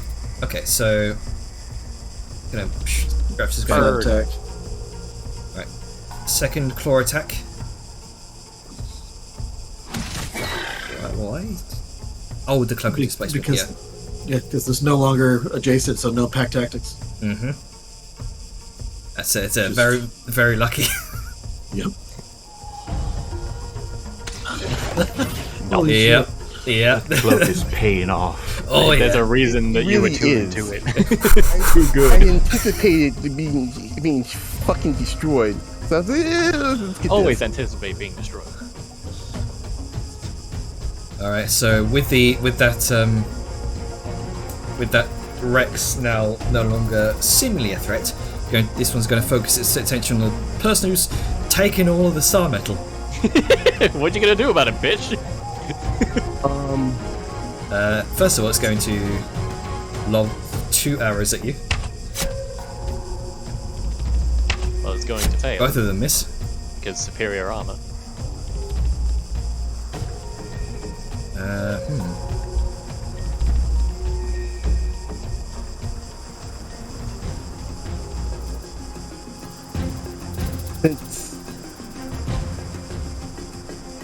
Since the Earring of Whispers is a free action. You can also just talk in our religious language because fuck everyone who's Yeah. not Al-Sham. Yeah. Just gonna say, get to this rock real quick. I got a way to get us out. You gotta wait for your turn. Yeah, that's what I'm saying. This now. It's Val knows what to do. Don't you have to wait till your turn to use the earring? It's a free action, but I think it's courtesy to wait till your turn unless it's immediately important. This is highly important so we don't die. Alrighty. It's nice having high AC, isn't it? It really is. I see why you like it so much. The dwarf woman drops down into the crater next to you. Now I've got you. Do you though? It's going to make 2 attacks. You know what? Oh, Fair she enough. does Good on get her. you. Fair enough. She got And one. not It's that going time. to action surge. Oh, We got a spicy gal over here. at least a level 5 fighter. Yeah. I feel bad. It's like I'm punching down. Yeah. Have you killed anybody yet, or has it just Nope. been general I aiming? just Dejar's been doing the damage. I've been You- running around grabbing the star metal in case anyone Yeah, thought, yeah. fuck this, I'm gonna cut my losses. Dejar's been a suitable distraction so far, it seems. Yes. I mean, this has been kind of like a good example of just high-level characters being like, let's maybe not slaughter all the lobies. Like, Yeah. Yeah. Right, I know Velen. we probably had this talk before, but can you non-lethal with the Sun Sword? Yeah, you just bang him with a pommel. Okay. Alrighty, well, I'm gonna move in a second, but first things first. Yoink. Whoop, whoop, whoop, whoop. Alrighty, go. does that move anyway? Get over here. Over there? Yeah. Yeah, you are after me. No, but what does Dejar say so I have it in my head? Alright. I have a new spell to get us away. Get Pandora. Well, there's still one more bit down there that I want. Don't worry about it. Are we gonna get it on the way out? priorities, Cigar. The Leave Blue them alone. Goblin. We got most of it.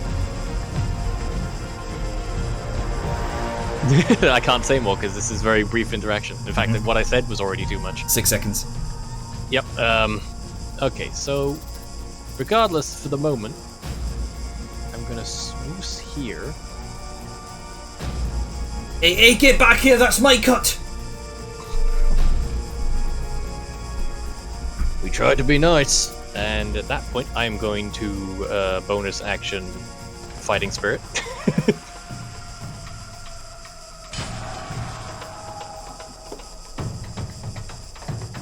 Boop. I'm gonna go ahead and, just in case, I'm gonna say these are non-lethal, but like it's essentially like I whack and whack, and when it seems like she's gonna go down, bonk with the pommel. Okay. So, and a 1. Oh. Hang on. And a Wait. 2. Oh! Oh. He's down. I mean, she's still up.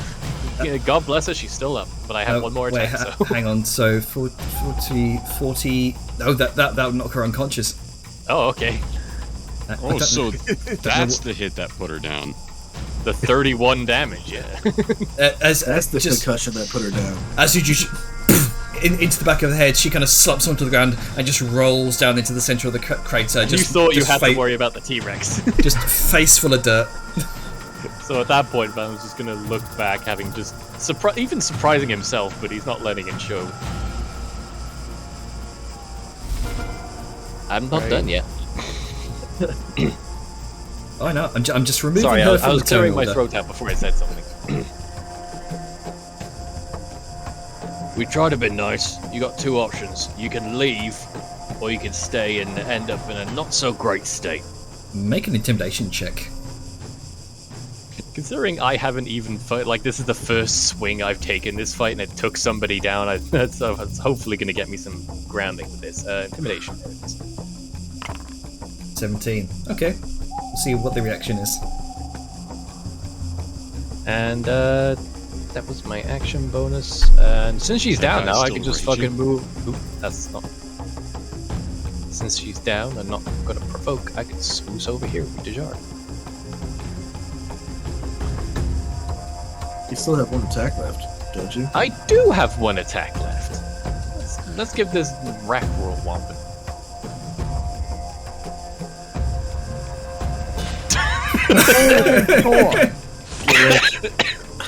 Yeah, alright. Blood everywhere. Jesus. I gave him a Christ. whomping.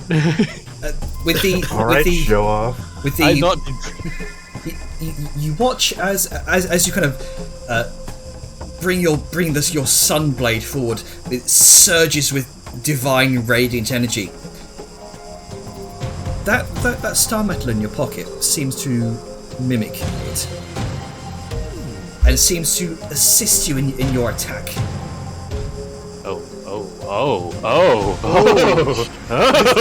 Dinner. Interesting. But that will be for later. That's good time. later. I'm done. I could action surge, but that would be bullying at that point. All right, Dejar, what you doing? Oh, good. Bellamy saying, Katesh, try not to go too far from me. I.e. out of character. Don't go further than 10 feet from me. But I'm there trying to kill him. Alright. I think it's seeing all this has happened, I think it's time for us to leave. He says this in Katesh and then says this out. It was in Trey Tongue. It was fun entertaining you for a bit, but I think we need to go. And I will cast Arcane Gate Oh. in front of me and Vellum, and I just shove him into the gate. All right, so that should be automated. So go ahead and plop down your gates. Time for me to show off these gates. Speaking of showing off, I do 2 crits in a row and Dejar just fucking ollie outies with high tier magic. I can't. For some reason. Okay, here we go. It's like, I hope these guys realize how lucky they are. Yeah, they are way out of their depth. And you have Yep, another and- arcane gate to plop down elsewhere, I believe. Yeah. Unless I you can't- clicked off of it and cancelled it. Did you put 2 portals next to each other? Because the universe might implode. I did only do one. It didn't. The other one didn't. Oh, it only let you. Oh, Put down fuck's one, sake. Just try to cast it again. Okay. I wanted to do 500 feet away from here. Oh, okay. Okay. So in that case, Oh, but I want that last piece. No, just leave it. Let them have it. No, like no. I don't think you Nope. realize, but no. Nope. I'm letting them. We beat them enough. Let them have. Let them lick their wounds. They can lick their wounds when I've got all the metal. I'm Nope. not memeing, by the way. Vellum does want that. oh, Yeah, no. okay. Deja, I appreciate the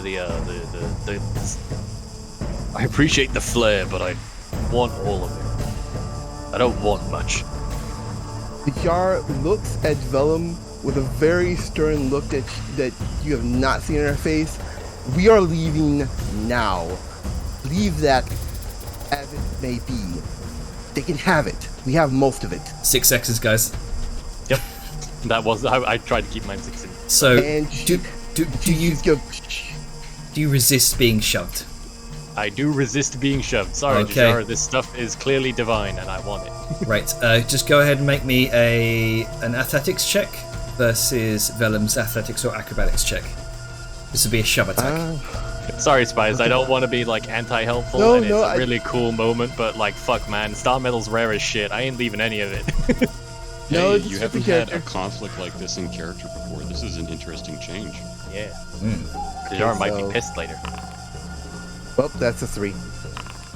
That's a 5, but it's, you That's can't still crit fail higher. skill checks. Yeah. That This is is like true. the most weakest and the most. I mean, You just kind of He wants to Technically- be polite, but he's like, no. technically that's 50% more strength than Dejar gave you. Like that's still. Yeah. Dejar just kind of nudges you on the shoulder. You just He's gonna shrug it I off. can't. I'll explain later, Dejar. Don't worry. I mean, that's all he's saying. In 6 seconds. All right. Don't keep this up open for so long. And that's it. That's all. You don't want to move away from the raptor? I would want to. I want to, but just I have my the targeting. By the way, just as a note, anything Vellum said has been in contention because fuck these guys. Well, anything to Dejar, rather. He's gonna move about over here, and actually, you know what? She's gonna move just down, a little down into the crater. Okay. This bandit is kind of side eyes you for a moment and then side eyes back to that one last bit of star metal. And hang on, once Google stops freezing. Now, I did on have me. my intimidation going on, Indeed. but he's angry, so I don't know what he's gonna react to. I think it's only Grumka's subclass that makes me immune to fear. Well, it's not a case of fear, but he may not be thinking at all. Yeah. Well, I'm yeah, sure it's I'm sure there's other things that makes you move to fear, but yeah, it's Berserk. Oh, for fuck's sake, Google, don't do this to me. No. Immunity to fear while raging. I might have to It's really good when you're restart fighting a Google. dragon. Yeah. It's fine. there's a It'll make tense you- standoff. Yeah. Yeah, it's like Vellum here said we in go, Peace, here we they've go. seen how ample we are in battle. So makes you Yeah, he's gonna make a dash towards that one last bit of star metal. Oh, how cute. I have an action surge, buddy. You ain't getting nowhere. I will triple dash if I. His range also drops. Yep. Yep, it's not an attack. I Is feel it- like this is the case where Grunka at one point also Oh, he is a barbarian, so he used does a have bunch roll. of rages. And never He's a really low got level to use them. barbarian though. I think he only has 2. I mean, Right. still, I have 30. So I can only this sprint 60. Well, it's another case he knows he can punch himself and then Grinka does that. these Or just hit the ground. Adorable. Well, I'm pretty Oh, sure that it one has to actually be does. I'm pretty sure it has to be an attacking as a creature. Good job, Raptor. Why am I Why did it calculate twice for that aspect of it? Attack, creature, or take that. So Oh, these, it did. There was another these, roll in that also. Okay. these raptors don't seem intimidated by your language, since they don't understand it. Yep, checks out. Didn't really expect much from the raptors, I'll be honest. Bandit's gonna call out, "Grab that last one! Quickly!" And he's gonna kind of climb down. That'll be his movement. At half speed, climbing. Yeah, that'll be his full movement there. Spice. Do you Use your Tao Shuns. Use Tao Shuns. I already used it. I used it to yoink the third one. I thought that was that you didn't get hit, so you couldn't use that one. No, I got You hit. use it afterwards. Yeah, Okay. I used it afterwards to go to this one. Gotcha. Never mind. Spice, do you have Vortex Warp ready?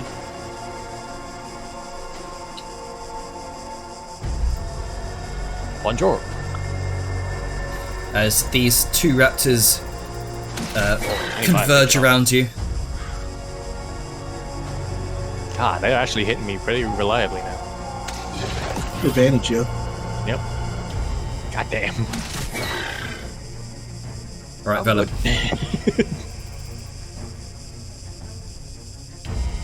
Everything's darker now. Why is it darker now? Yeah, because you're injured. Impending death. Action economy, man. Right. Well, if these pop-ups would get out of the way of my clicking. Well, I mean, I'm gonna Fighting Spirit anyway because temp HP is good HP.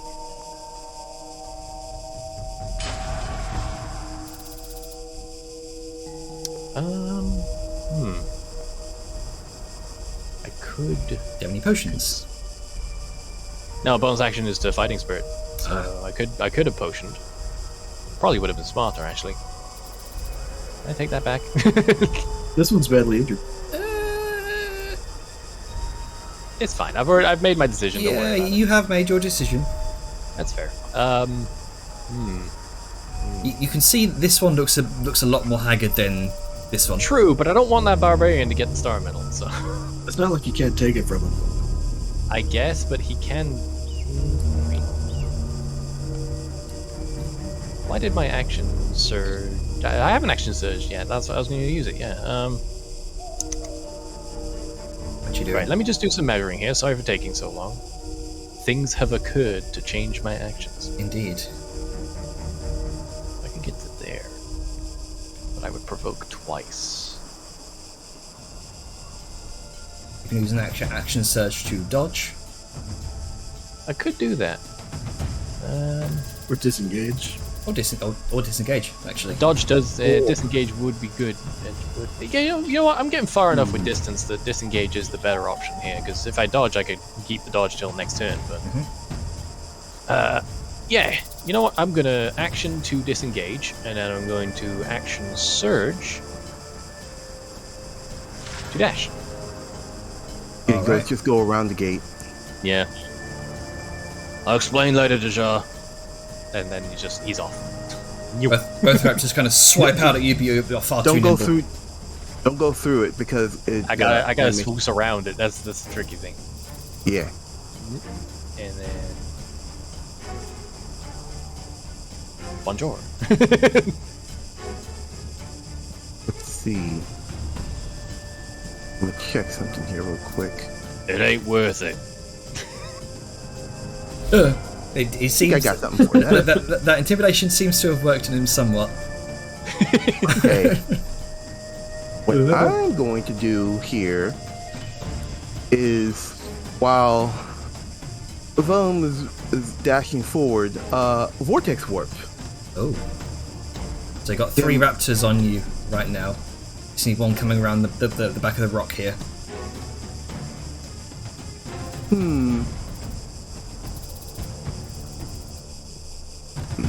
What you doing, Deja?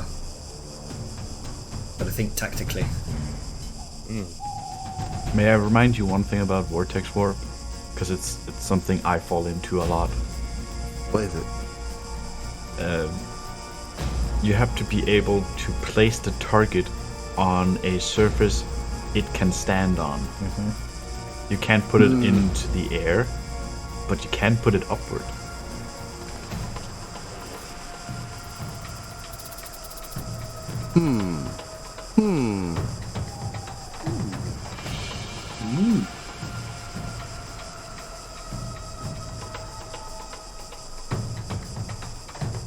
Or, you know,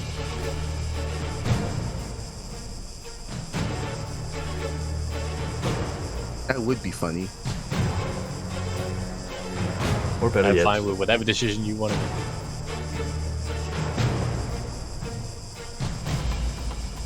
What you doing, Deja? Gotta think fast. Okay. Bring back I'm that going- timer. I'm gonna move. No, that's the move here. Good old snack moving. Now, that was a dash technically, because I didn't want to do a dash. yeah. I wanted okay. to. So that'd be a around standard. here. That'd be a standard movement there. Okay then. See which one's more injured. I'm gonna do this here, and I'm a firebolt. Oh, firebolt. Classic. Okay. remember, you can't be non-lethal. That's okay. I didn't You're hit. killing people. Why is it 2 AC cover? What the fuck? Oh, that might be the crater. Portal. That's why. Yeah. Well, the portal's not in the way. Okay, so what I do? Is it because of this person? Is It's possibly the way? it's because the portal's using an invisible token to have it be placeable. So I've just stuck it up to 100 feet, so should be able to still click it. But with 12, 13, 14, that just barely misses.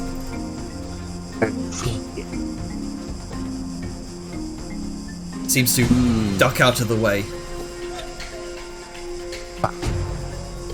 Oh. So you have your Unfortunate. movement, you have your action, you have a bonus action left. You could do Misty Step. Perhaps.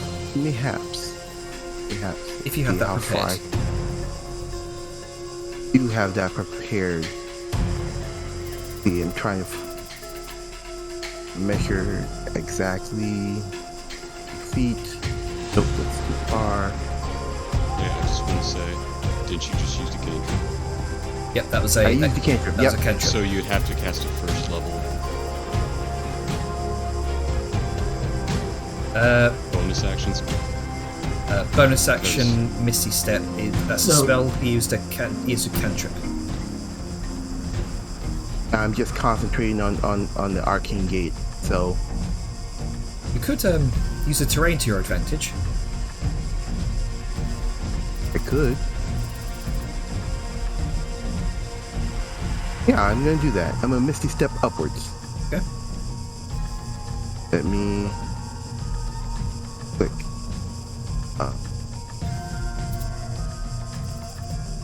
So you should, yeah, you can Misty Step.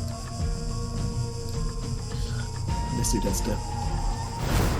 All right, so we'll stick you up about 20 feet. I believe that's the wall height there. Oh wait, no, that was 30 feet. He was standing 30 feet up. 30. Again. I can't see myself. Yeah, a bit of a glitch with Misty Step. Let me make it visible there. Oh god, he went to the wall. Oh no! No clip. There we go. Okay, and that being my turn. All right. This bandit is going to make a dash towards the crater, which that does provoke from you. He does non-lethally provoke, yes. Okay. Let me double. No, it's.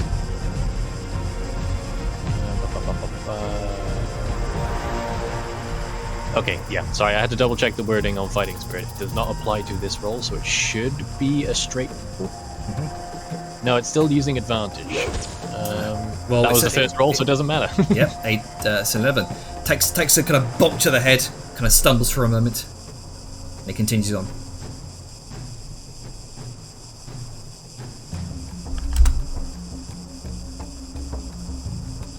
This giant raptor is going to look around, confused. See you, Vellum. Use a dash action to get up to you. This bandit is going to mount the raptor. Yeehaw. It's not configured as a mount. Why not? So he just jumped from 30 feet up onto the raptor. He climbed down on his previous turn using all of his movement. Ah, okay.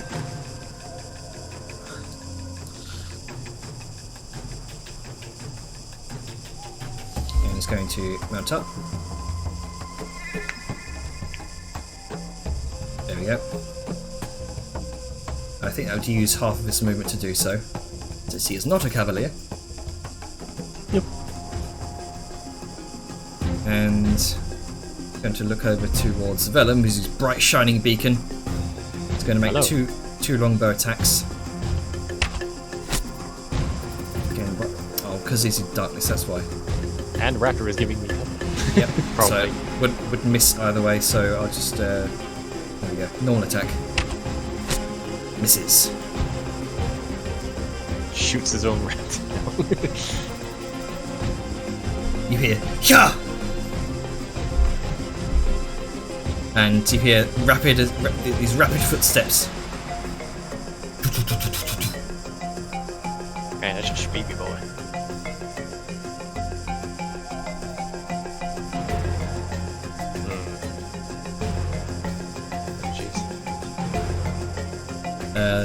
This bandit's going to kind of circle around towards you. Going to draw a pair of daggers. It's flanking. Make 2 dagger attacks.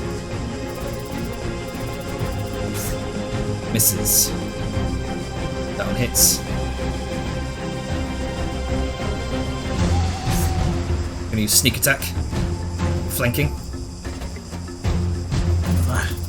5 damage.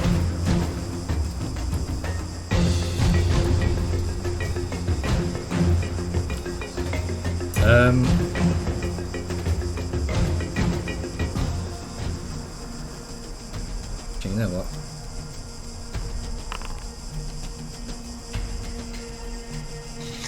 Not very big brain. This raptor's gonna kind of lean down towards this unconscious dwarf on the ground and kind of nudge her with its snout. Oh no. Don't become lunch. Vellum, Probably what you her, doing? Probably her rider.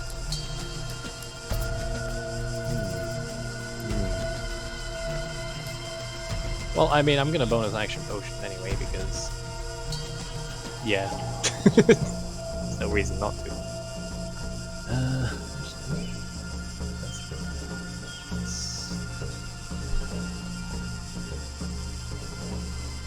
Okay, I'm gonna use a greater. Oh, I gotta target myself. Oop, I remembered this time.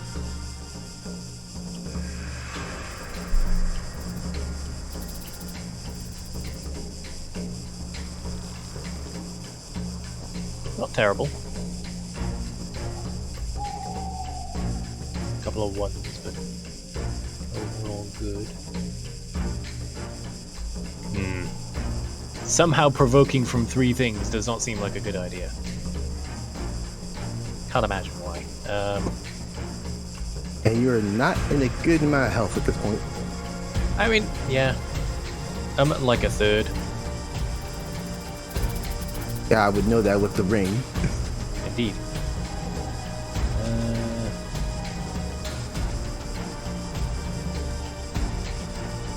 Sorry, I'm planning carefully because I suddenly took a lot of damage that I didn't expect to take. My intimidation fell on deaf ears, evidently. Okay. Time for murder. We can catch up with that boy later if we need to. And I'm sure Dajar has my back if necessary.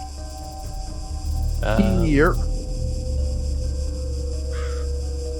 Actually,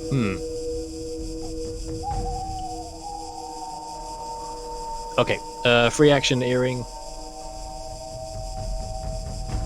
Can you get me over there and out of this? Yes, no. I can. Do it. And I'm going to ready my action for when Deja uses magic and gets me out of this cluster. I'm going to move closer to my objective, because then I'm even further away from them when I do end up in a direction. All Are you right. going to disengage? I can't. Holding an action is my action. Oh, right, okay. Yep. So I'm going to vortex. That's the end of my turn.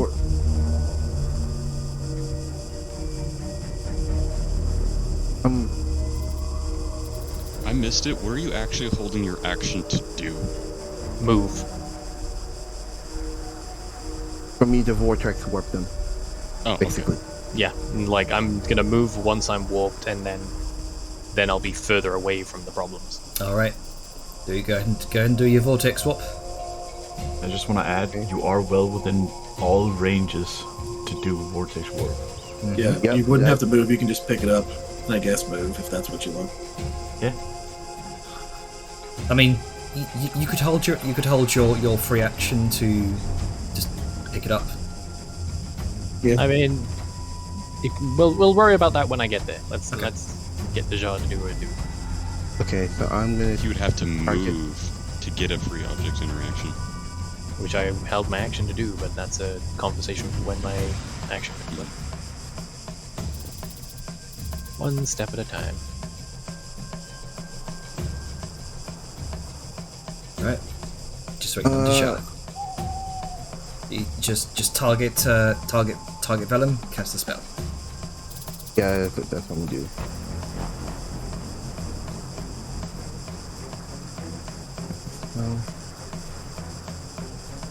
Waiting for it to load.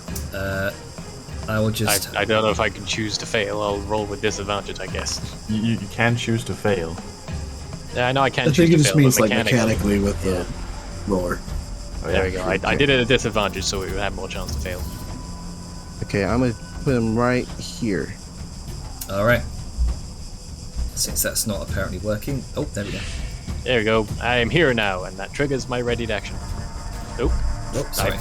There we go.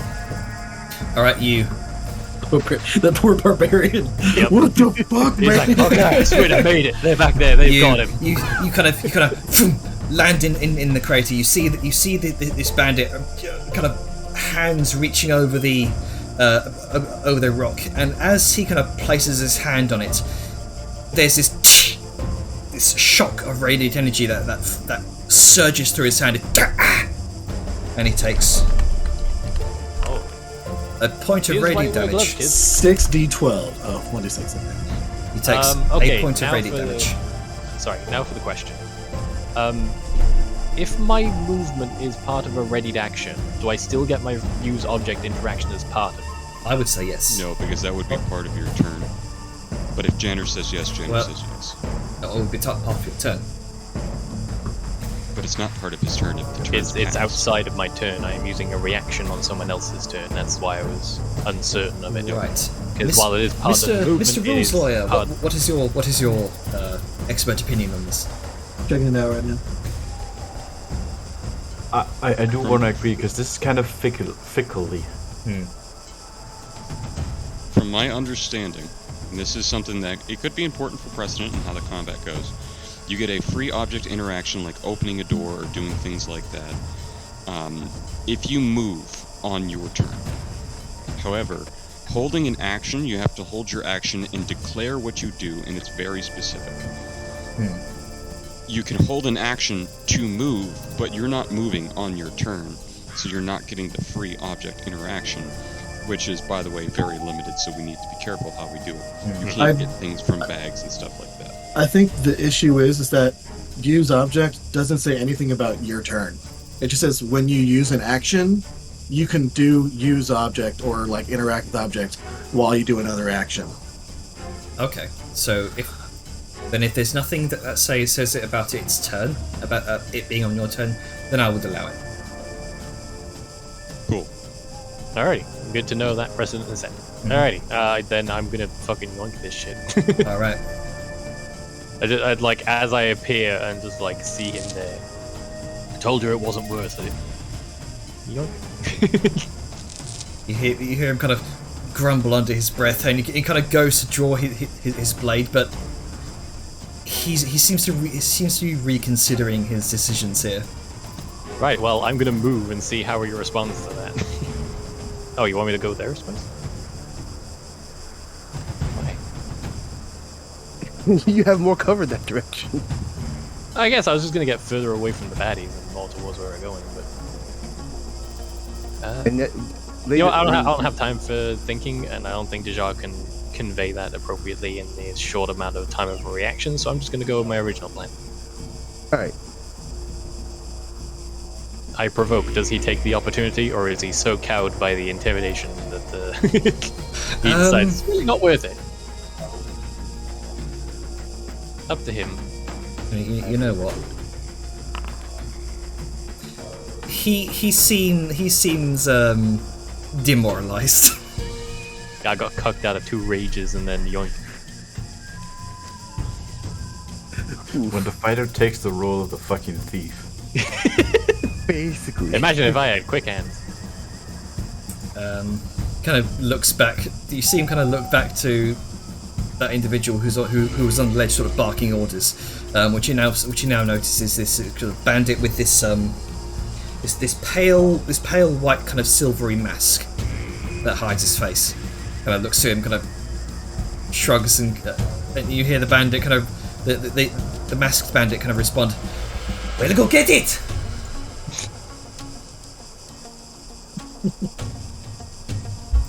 And he's going to make a grapple attack on you. We'll see how well this goes.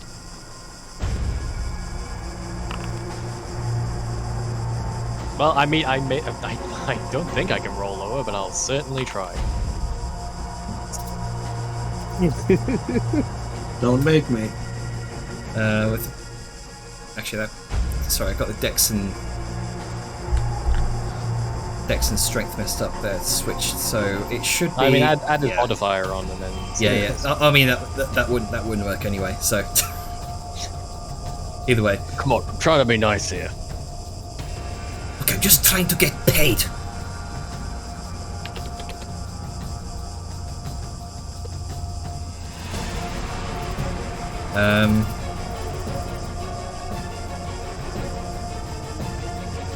Let's see, this raptor is going to kind of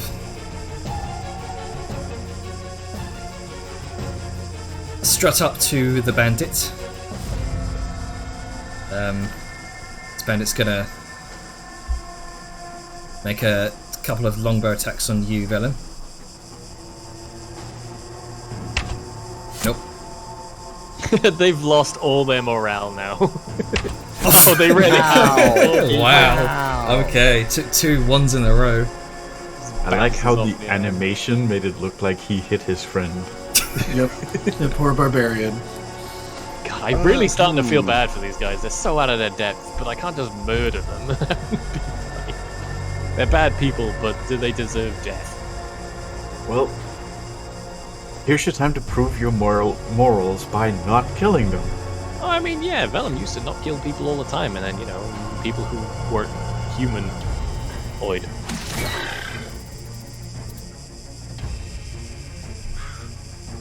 Did that raptor just try and claw somebody across the gap? No, Maybe I missaw an animation or It's something. this raptor, one that's being ridden. Ah, okay. I thought I saw a... Oh, it's because it missed, maybe? Yeah, that must have been it. Yeah, I think so. And this one's gonna mount the raptor. If I can, come on, there we go.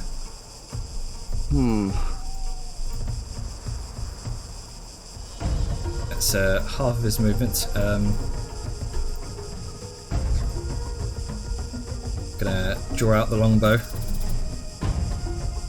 2 attacks on you, Vellum. shooting through his friends. Got it. Nope. Good to have that high AC, apparently.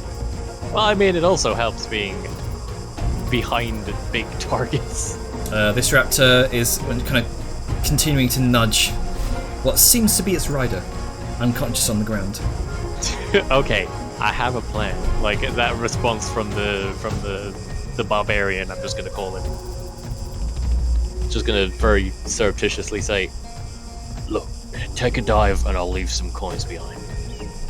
It won't look that suspect. I took your friend out in like a couple hits." And at that point, I'm gonna non-lethally whomp the first boy. I'll see Alright. if the second one wants in on this as well, but let's deal with him first. Just make me a persuasion check. Oh, okay.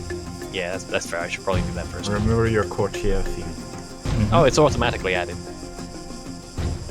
I have a passive 18 on this one.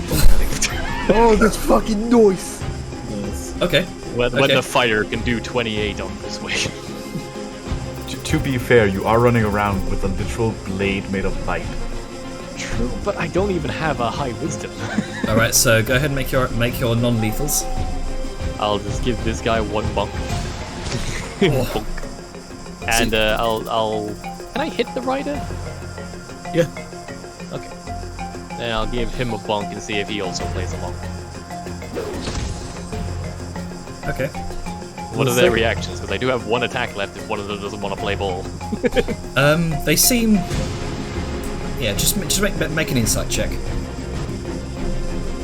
I'll say the one of the raptors the leader. No, he isn't. The one with the mask is the leader. This is the cat one. Wasn't the cat one the one? No, the barbarian just looked at the one with the mask. That's what you said, right, Jay? Look to the one in the mask that's on this raptor up here. Okay, that's what I was working off of for the leadership. That's why I thought this other guy might be on board. You notice that this Shar individual seems to kind of pull on the reins a bit as he kind of almost pulls back as the raptor kind of makes its bite attack towards you. This bandit's also kind of this one is also kind of looking to his Shar buddy, and they're kind of both looking to each other. They seem to be rethinking their actions right now. Okay, well, they didn't immediately go down, so that was against my plan. I do have one attack, and to keep the whole thing going, I'm gonna have to bonk somebody again. Okay. Actually, you know what? I'll look at this raptor. How injured is this raptor? I'll whack this raptor as well. Why not? Okay. If I actually legitimately knock one of them out, it might probably not help my case. And plus, the raptor's an animal. It's gonna fuck me up anyway. So. Oh. And with that, the raptor is knocked clean out. Yeah, that's the thing, Atlas. That's why I'm sort of gauging their responses. Alrighty, that's my attacks. My bonus action is going to be a second wind, because I haven't used that yet, and it gives a good amount of health if I recall. Yep.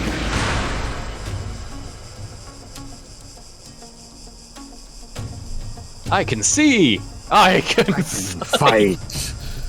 Alrighty, that I could move, but I would just provoke.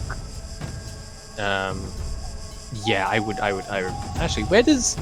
If the is the raptor down or injured? The raptor seems to be out on the floor, out cold. Okay, where does the Shar land? He's He's kinda- sort of in the middle of 4 squares of it. Yeah. All right. It was lands about here. Okay, well, I can't. I definitely can't move then, because I would potentially provoke from both. Over the earring, you just hear, don't worry about it. I can move you again. Alrighty, well, I end my turn because I have no more actions left. Alright. Oh wait, shit. Can I? No, I didn't move. I can't do a free object interaction. Never mind. Sorry. Continue. Yep. I already had an turn as well. I will free action over the earring. Give me a few seconds. Then do Alright. it. Okay, I'm going to... 1,000. 2,000. Yeah. That's my I'm way gonna of saying hit- character saying, "Give me 1 round." Okay. I just want to add, because you are just outside of vortex range. Yeah, You can upcast it, I believe, to increase the range. yeah, I can. You can upcast it, yeah. But I want to do. You know what? I'm gonna do it anyway. Fuck it. Something else. Oh, here it is. I'm aim for the foot, or It's about the leg. He's about Leg for the Oh. aim for the leg of this Raptor? slow him down. Yeah. Okay. Here we hold on.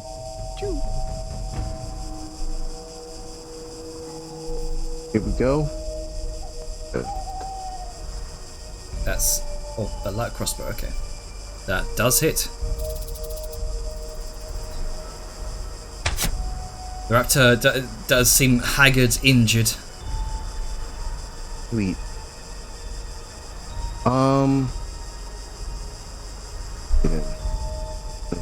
Yeah, I don't know if I can move.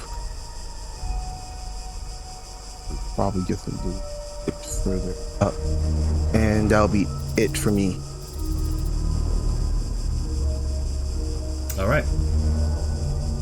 The bandit in front of you, the one that was very angry earlier. I'm gonna have him do. Oh no! Oh! And with that, he kind of spins around, falls on the ground. Nice. That's sad. That's really sad. He tried, okay? He's a fighter, not a bard. He's not. Sorry. And you just see him kind of peeking out from his face, kind of on the dirt. You see him kind of peeking out towards the masked bandit. Like, did I convince him? No, did it? Probably not. I may have to whack you. All right, this giant raptor is looking very haggard. I'm gonna have him make a. Okay. Seems to continue on without much of an issue. Damn.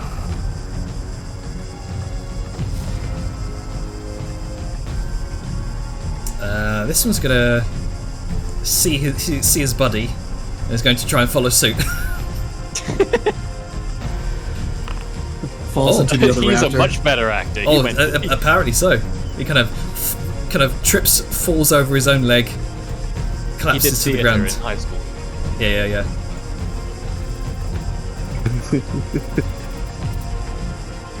That raptor's unconscious, so I'll remove him from the combat. This bandit's going to.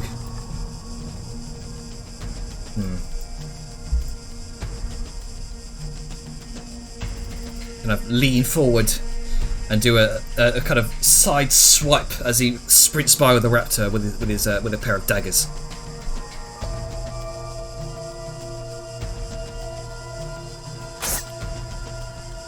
Look at this dude throwing daggers. Man, now I can't see well again. You bitch. This raptor seems again too preoccupied by his rider, so we're gonna remove him from the combat there. Vellum. Alrighty, I'm going to, because I know Dejar's about to do something, I'm going to disengage back a bit. And since I moved, I'm going to do a use object interaction and drop 4 gold on the floor as I'm whacking this guy in the face. You know, the bad actor. Oh yeah. Gotta make it look convincing. So just make me Non-lethally whack. make me a persuasion check for this bandit. He wasn't there when you. Oh no, he's the leader. I'm not telling him shit. Oh, okay. Yeah, the point was to make it look good so he didn't get his throat slit by the leader.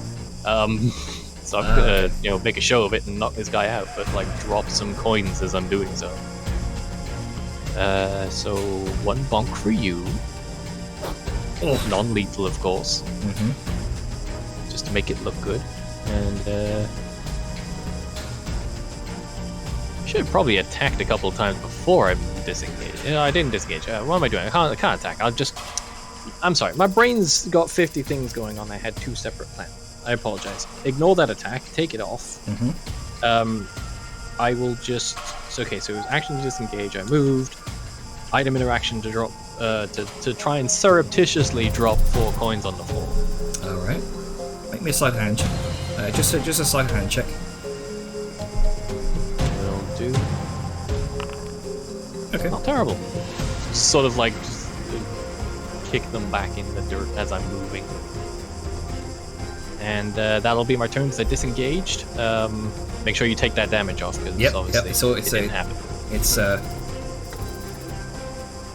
And as I'm expecting Deja to do something, I'm just gonna say, remember, we were nice. Deja, your turn. Mm-hmm. Yep. Going to do Vortex Warp.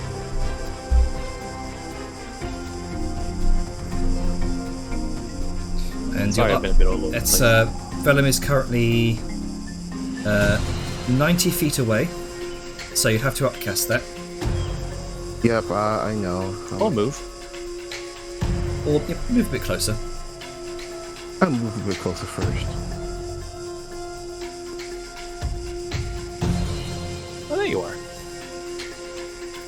I Up actually on the didn't rock. realize where you went. I thought you were still up by the portal.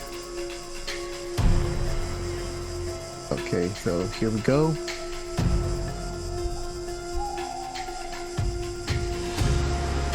So,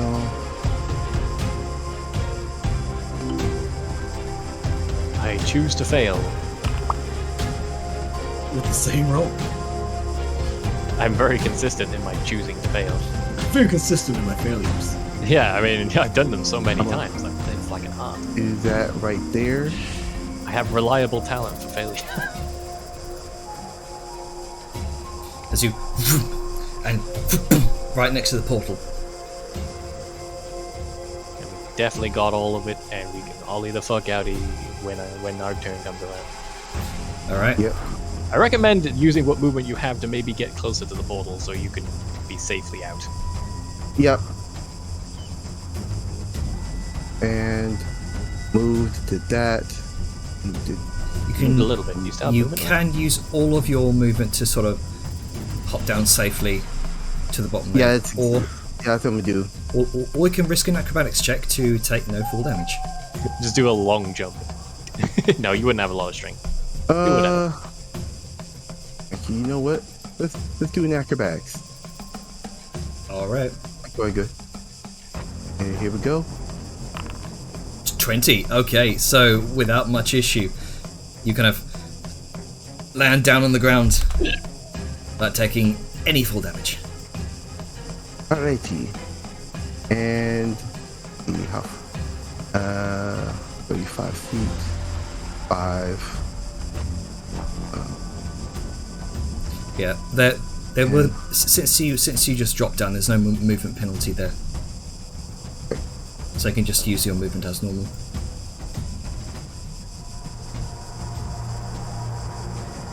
Remember, you Yeah, I'm just gonna. had an action to cast a spell there. Yes, Yeah. you can do vortex warp, so. 30. That's gonna be about it. All right. You're in a safe distance. You got a lot more health than I have, so you should be good. Yeah. Turn. You hear this kind of frustrated growl from the distance, and as this Oh, Lodi, he coming. as the raptor surges to the leader's raptor surges towards you, Deja.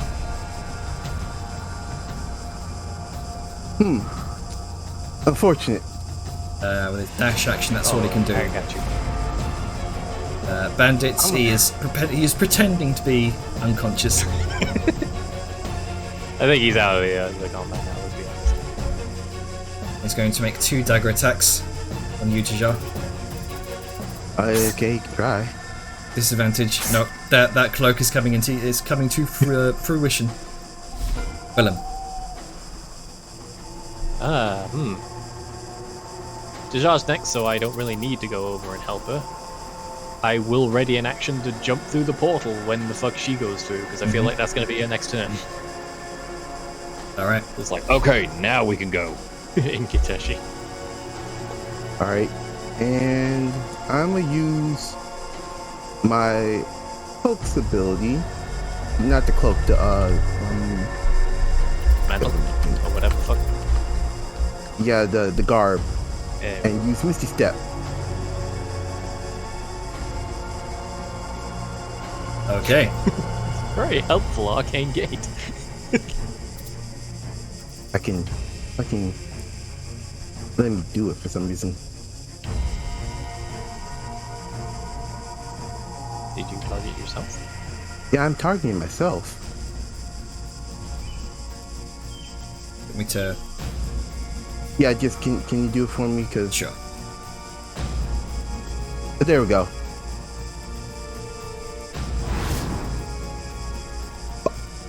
Okay, so... 30 feet and 5. There we go. Okay, so In the portal? that's where you'd be. Yeah, and I'll just go through the portal at that point, not waiting. All right, so go ahead, double That click would the trigger portal. my action of going through the boulder. Oh no, I'm in the abyss. Not the abyss. I'm trying to. Got to double click it. You gotta double click it. All right. Nah. Dang it's not letting me. Maybe you're not technically adjacent. There we go. There we go. Hello, And- welcome to the void. And with that, you still have your concentration on the portal. No, as soon as we go through, I drop concentration. There's the portal closes behind you. When that happens, Vellum just sort of, the adrenaline's still kind of there, but fading. Ugh, I had the shit kicked out of me, but I, for once, feel pretty alive.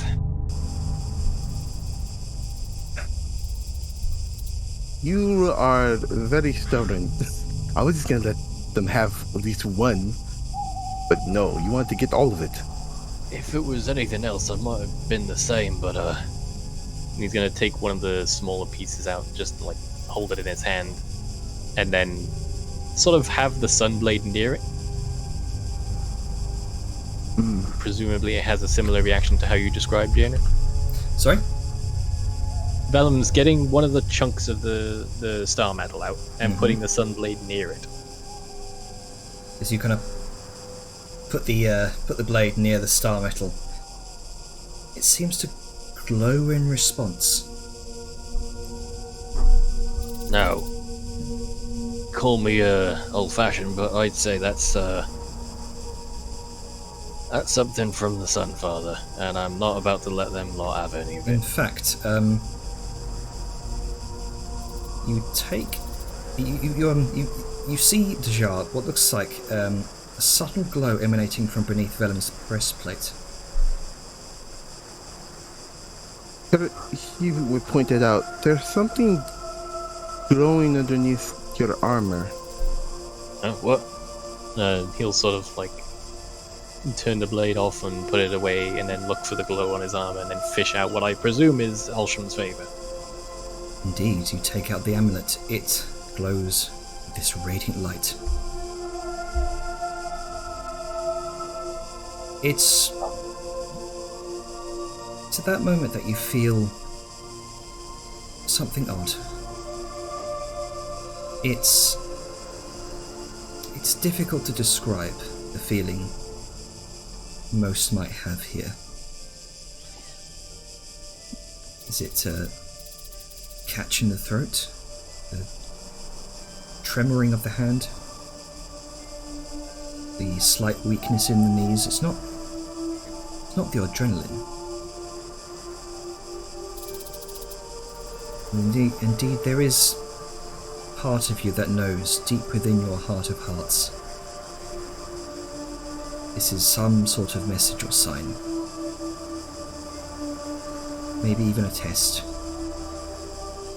Whatever it is, you're unsure, but undoubtedly, Even during the night, when the sun is absent, part of his radiance lingers here in this object from the skies. You now know why you feared no darkness this night.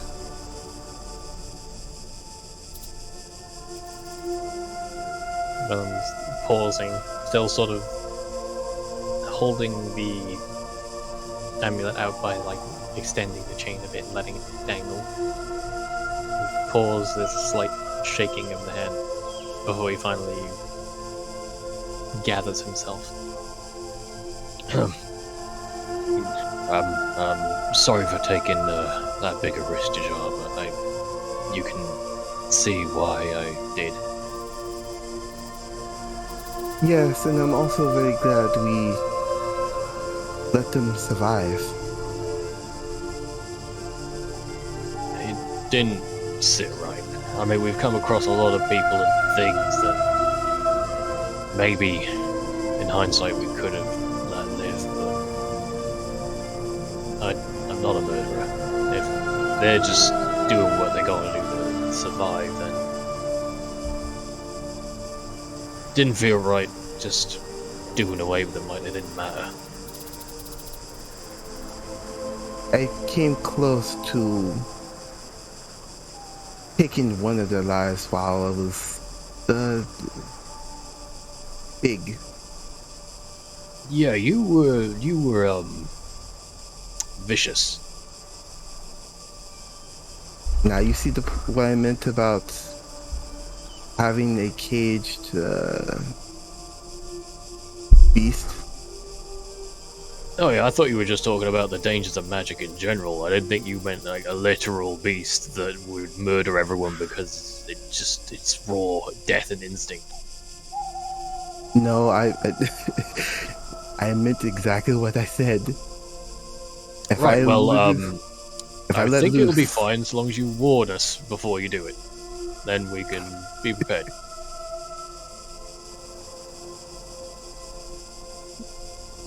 Right, I do not want to give them a chance to find out where we're going, so let's snuff our lights and try and get back. Yep. Oh, by the way, when we tell everyone about this, I would not recommend... I'd leave out the part where I rode you into battle. It's a slight smirk from... Don't worry, son, brother. That's... I don't know what you're even talking about. Right, they'll probably be worrying about us if anything has happened, so let's get moving. Yep. And while they're going back, he's going to take that sun staff that Vellum gave her and hold the star metal close to it as well to see if there's any reaction. Vellum will hand her the piece that he was holding. You can see that sort of crescent-like formation at the very tip of the handle, the long rod that makes up the staff. In the middle of that crescent formation, a slight ethereal sunlit glow seems to emanate the closer you hold it towards it.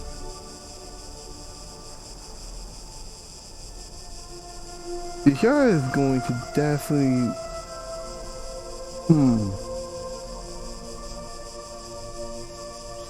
While we travel, I want to examine this a bit.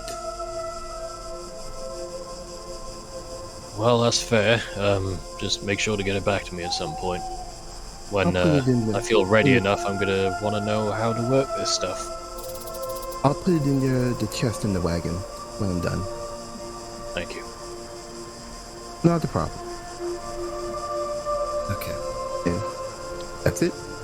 So as you both I have a return... question. Isn't it Angus and Grunka's shift next? It is. Yes, and, it is. And you both, as you both approach, Angus and Grunker, you both see kind of cresting over No, the... I have something to do. Oh, Yeah, because by the time they wake up, we would have been gone. right, okay. Yeah, that's why I'm interrupting. I'm not. No, this is the thing. They left an hour into their shift, Mm-hmm. and it was supposed to be 2 hours. 45 there, 45 back is another hour and a half. So it's been at least 30 minutes over from when they were supposed to be. I imagine we've been at this for a while. We're kind of used to waking up in the tower. Mhm. They're not at the camp. Vellum's just gone again. So, at that point, Angus would have woken up all of the others, saying that they've disappeared. Is Vadmir When not that going to shit's tell him what happens? Yeah, Because Vadmir knows. yeah. Maybe is there. Vadmir would tell you that they've gone off. She'd be the watch. It's okay. They've got. We saw a shooting star land on the ground a few couple of miles off that way. They both went to check it out. They'll be back soon.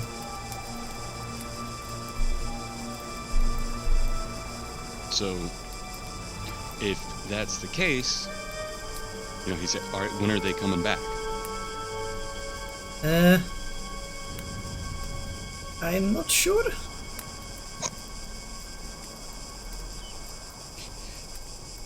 Did they say when we should be worried? No. Unhappy look. At that point, he'll just be at the top, and every few minutes, he's just gonna ping over the earring, specifically to Vellum and Dejar. Hello? Hello.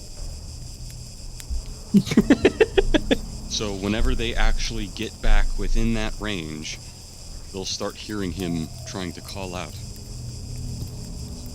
Hello, we're reaching out about your wagons, extended carriage errands.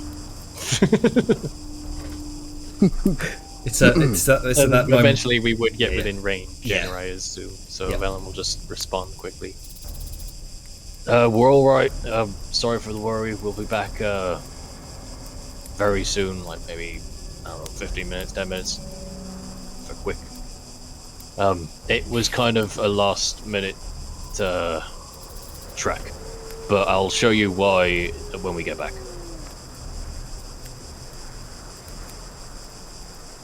And eventually you see, cresting over the hill, this bright pinpoint golden glow. It's the familiar glow of Vellum's sunblade, lighting the way. And just as a quick thing, I would have not turned that on until we were like within distance, so we didn't Right, get okay. tracked back by the Yeah, fucking yeah. bandits. Okay. And eventually, Vellum and Dejar find their way back to camp. Vladimir kind of immediately runs up to you, Vellum, big hug around the waist. You made it back! What was it? Told you we'd be fine. Presumably Angus, is he on on the battlements of the buttress, or? You are very bloody. Oh yeah, he's on the top. Angus, come on down. You're gonna want to see this. I think you'll like it. No, you come up here. Very fair. Come on, buddy. Okay. And they'll go into the buttress.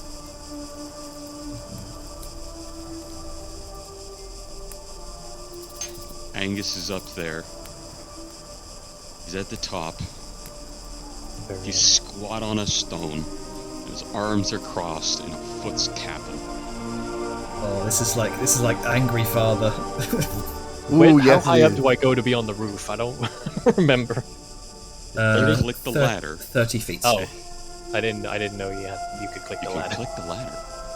I didn't know. Okay, I go back to now floor and click the ladder. Now I gotta make sure I'm actually there because I don't know if my pog is there in the right spot. Battlements. There we go. I haven't been in there in a while. Oh, it's very dark up here. Yeah, it is. You should switch on the lights, Yeah, torches. I'm clicking on it. It's not working. Do we double click? There we go. There we go. By the way, like, you went and came back and Talali's just sitting there, like, pass the fuck out, spread eagle on a rock and just, like, snoring softly. Oblivious to the world. Yeah, she'll there. She's in her element. Right. I heard a bit from Vadima. Would you care to explain what's been going on? Well, first I want to apologize. We kind of just went off on instinct and didn't really...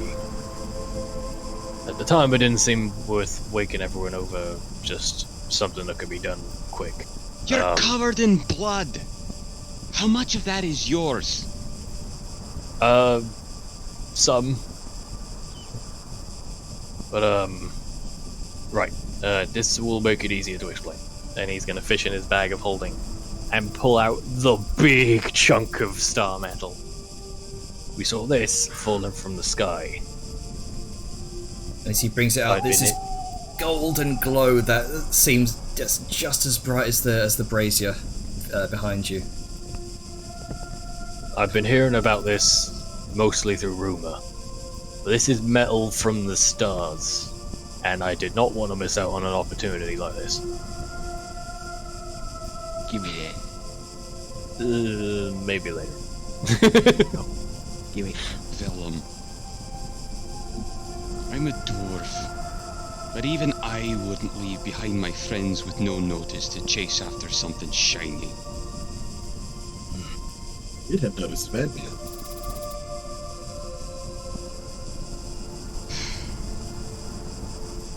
What's going on with you? You refuse to be in here and you're sitting outside. The whole point of the damn tower I built here was because you were outside by a campfire and got snatched away. And then you don't use it. I come and you're not here and you're gone. It was just like before. And you run off. Your master plan is let's tell the child and have her do our job. It's just... You got hurt. We had no idea where you were. You pointed in a general direction. We couldn't even get a hold of you.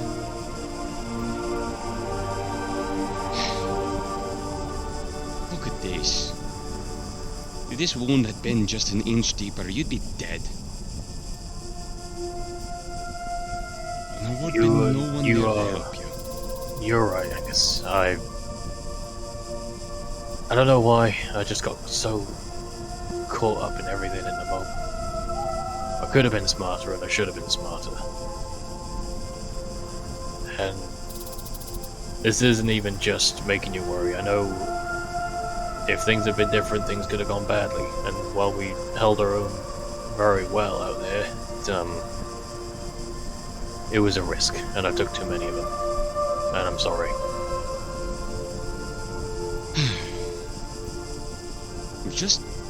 I'm upset and I'm disappointed. I was really worried. Vadima said things were okay, but it could have gone badly. Vellum, look at you two. They did go badly. The only way it could have gone worse if only one of you or neither came back. My feelings are hurt because you just left a child to do the watch. And you didn't even bother telling anybody, giving us wins or hows and you'll be back.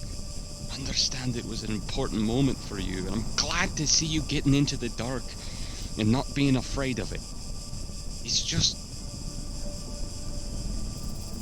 Don't be reckless with your own life or those you're supposed to be watching over. Because just remember, lad, you're not the only one that suffers the consequences for your actions. This time it was your blood. Another time it might be Vadima's. Because what if some big flying thing comes swooping down and she's small enough it just picks her up? That's the last time she felt that feeling of flying before plummeting into a rock and splitting her skull. There is a visible sort That's- of twitch at the Varney and stuff, but That's gives an a nod. extreme example, but just I know. dangerous. You, it was stupid, and I can't be acting like that anymore. I want you to be bold and not the sort of shell that you've been. I'm glad to see you getting better. Just I'll be fine. Wake me up and let me know. I will. Even if it might seem like nothing, even if it's just some short walk out of camp, I'll make sure everyone knows. Right. Well, Grunko, would you get some bandages ready? I'll start using some magic to tend to these wounds. Okay.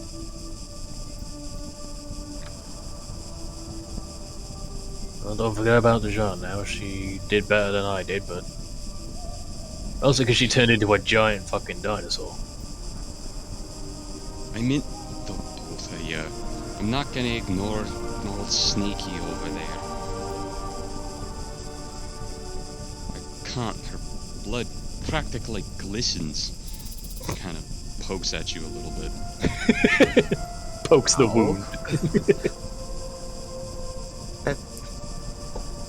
Actually, not wrong. Medical Still- probing. Keep a stiff upper lip. Mm, Hey, would you rather it be me or Grunka? It's actually pretty Honestly? passable. Yeah. There's a sly sort of smile as he says that. Considering he just told Grunka to get the bandages.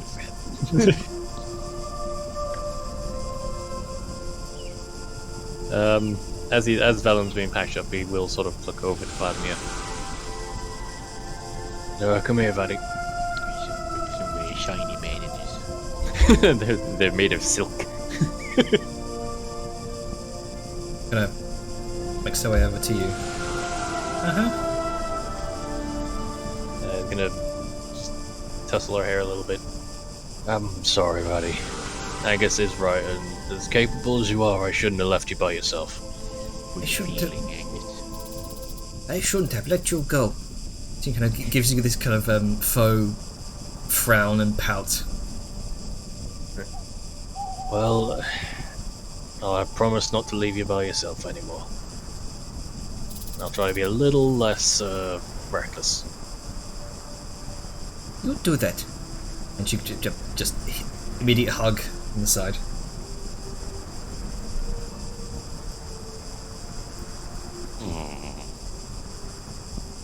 Right, I think it is time for bed. Once I get patched up. And you need to get some sleep too, young lady. I know you only get like a couple hours, but still. I don't sleep. Well, Remember? whatever you do, it's like what They you want a trance. trance or something, or right, that thing. Either way, rest for a few of us. No, she kind of leans in close to you, Vellum. Whispers in your ear. We actually call it the waking dream. Huh. How can you dream if you're awake?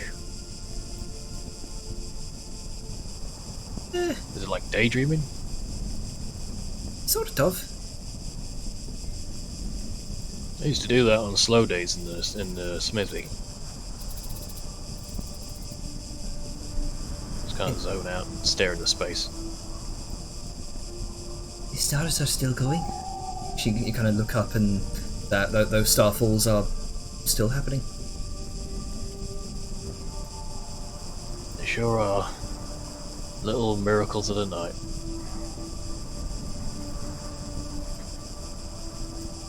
So, what would you all like to do for the rest of the night until morning Sleep. comes? Sleep off the many wounds. Okay.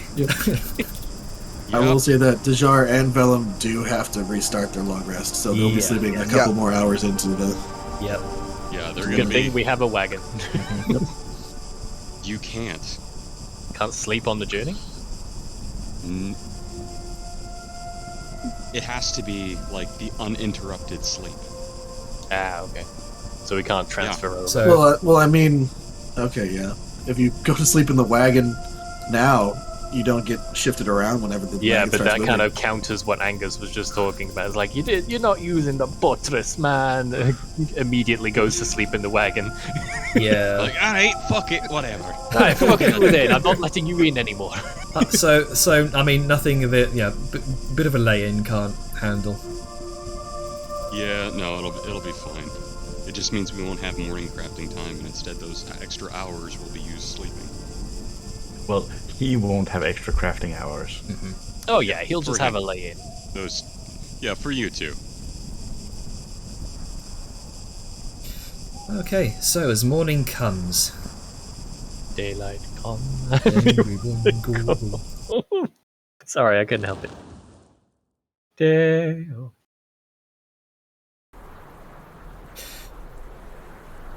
Would you all like to move back onto the road, or is there anything you'd like to do here in the morning? Oh yeah, Well- dinner. Oh, Mhm. sorry. I'll let other people speak first before we get to. I've done a lot already. All I'm gonna say is we're a few hours offset Mm-hmm. by now, so we're not leaving in morning. We're leaving at noon. Okay. Okay, so before you move off noontime.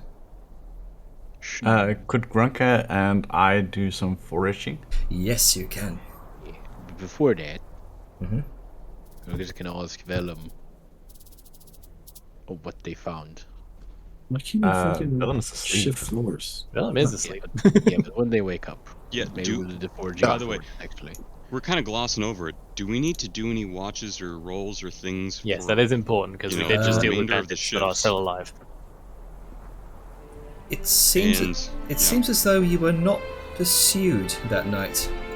There may have been significant deterrent with Fine, I killed like 5 of them. well, you actually killed none of them. You just knocked one out, Yep. and They're all alive and severely mean- demoralized. yeah. They, Also, we shut our lights off after teleporting away, and it's going to be very difficult for them to actually find us, let alone track us. And not I'm not- currently not- having a brain moment. not unless they're great trackers. Yeah, with I mean, even then, you need a Raptors with trail amazing to sense track. of smell. I mean, that's the reason why I have mold earth. Well, I mean, like the gate alone, like you can't track what disappears and then Yeah. reappears anywhere, and they don't even know about that kind of magic because that's high tier shit. Yep. Yeah. It's a fair point. Fair point. I just want to add this. What if we meet them again later in the journey? Awkward. And they Yes. meet the rest of the group? Yeah, and they're like, okay, next time we run into those two motherfuckers, we're gonna be ready. Suddenly rocks up with Whisker Angus In a tank. And a tank and a tank. with everybody on a gun. Yeah, Hello! I told you we were being nice. My gun doesn't do non-lethal, motherfucker.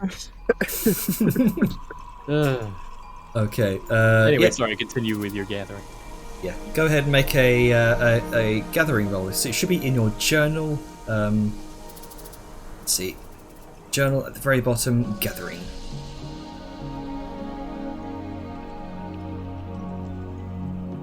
Right. Let's see here. Journal. Gathering. Oh, the gathering page is a bit skew if. It's odd. It's planes, right? Yes. I need to scroll down And to you the have very help bottom. from me. Yeah. So in that case, I'll allow you to roll twice. Yeah, More tomatoes. 5 tomatoes. Tomatoes. Hell yeah, we're gonna make papaya. Plain tomatoes. Tomatoes. Salsa time. Tomatoes. Wild tomatoes. One more dinner. Yep. Oh, hang on. Google is Chrome is frozen on me. So, oh, there we go. Okay, go ahead. Ooh, roots. Ooh. Ooh, yes. You'd be surprised how hang on. many things I need to make that requires roots from alchemy. Wait. So Same. you only got one root. That should come in clumps of 10. So you This should. brings a whole bunch.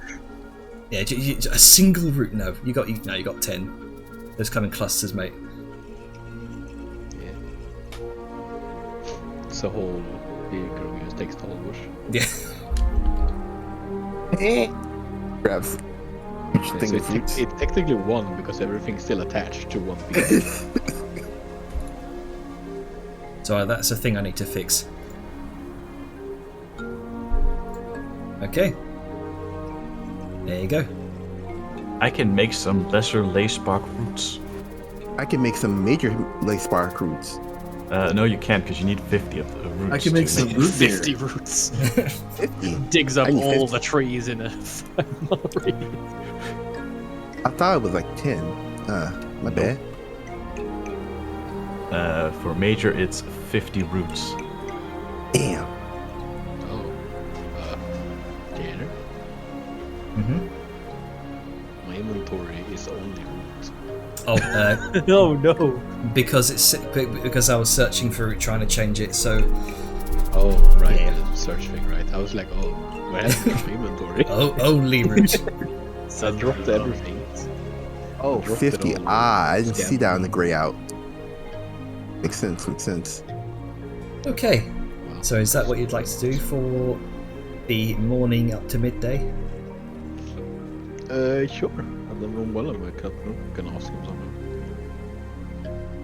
And go to Vellum? Ooh. I imagine whenever Vellum would be awake, so yeah. We'd probably So be if on the anyone road else by will do then. something, I imagine we'd be on the road when he's awake, because then, Okay. so that can be at the time we do it.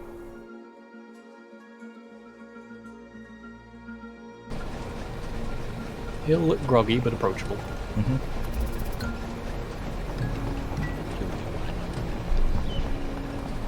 Well, very quiet, I gotta tell you that.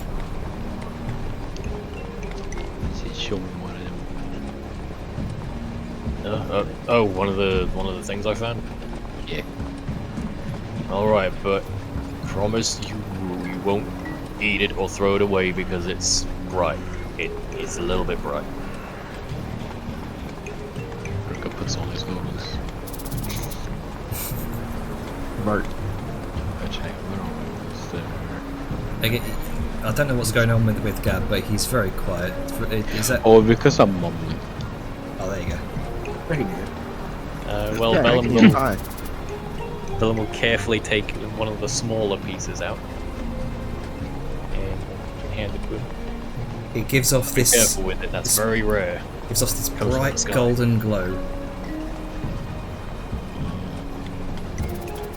There's an element of it which reminds you of this thing called the sun that people have mentioned before. You know, that big thing up there. I'm just gonna like examine it. I'm just gonna tap on it. Probably Ding, gonna chew on it a little bit. It's remarkably hard to the touch. This is gross. In fact, watch as this sort of like almost like a sort of there's this ethereal fire that radiates off of it and singes your tongue a bit. Take Oh, no. Take 2 points of radiant damage. Nah, You okay, Grugs? What happened? tastes bad. Tastes bad. Alright, well, Bad. maybe hand it back to me. And, Hang. You said these come from upstairs. yeah, there was a whole lot of stars going across the sky last night, and one of them crashed into the ground. You Made it didn't all bring went any, up. you didn't bring any meat with you? We were in kind of a hurry and injured.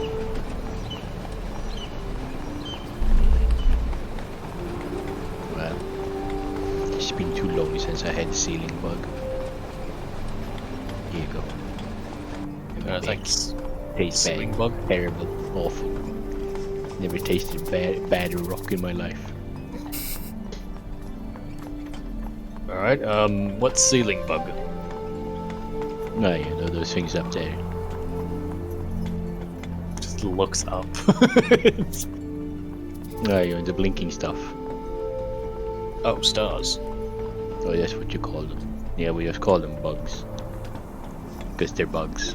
And sometimes when they get too big, they fall down. And they're very tasty. Huh. Well, next time you find one, let me see, and then maybe we can look for more.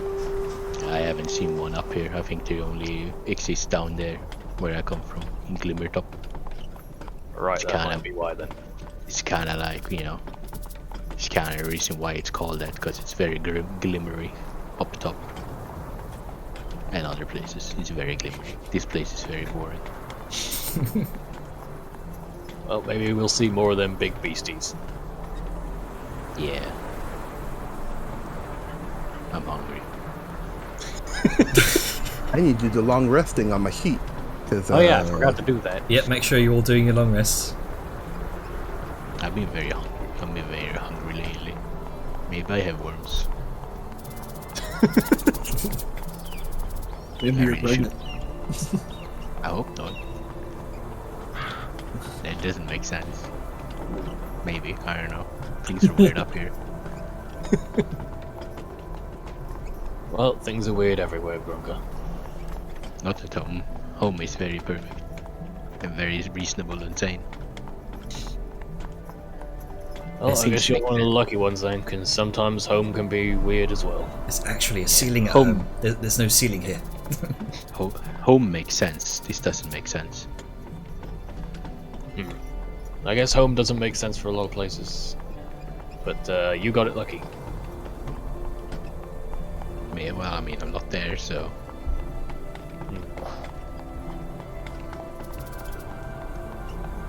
I mean, so.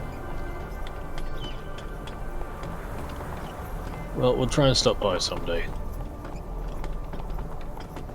I mean. That, yeah, I mean. That would be a very, very, very, very, very long detour. It's, you know, it's very deep down. It's not really. I mean, unless we're gonna visit like the Moldov or whatever, then there's not really anything else on the way. Well, I mean, we'll be on the road for a while, and who knows what'll happen after Tech Times.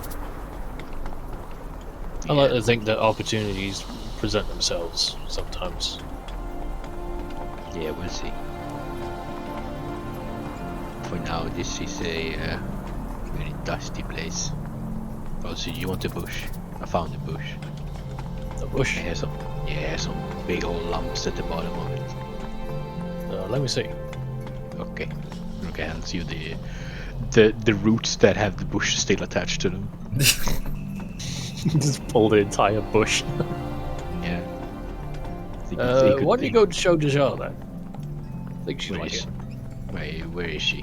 it. She's usually back in the wagon. Oh, okay. I guess I am also in the wagon because I'm talking to you right now. Yes, I am up here, and she is back. Okay. The jar. Here you go. Have a bush.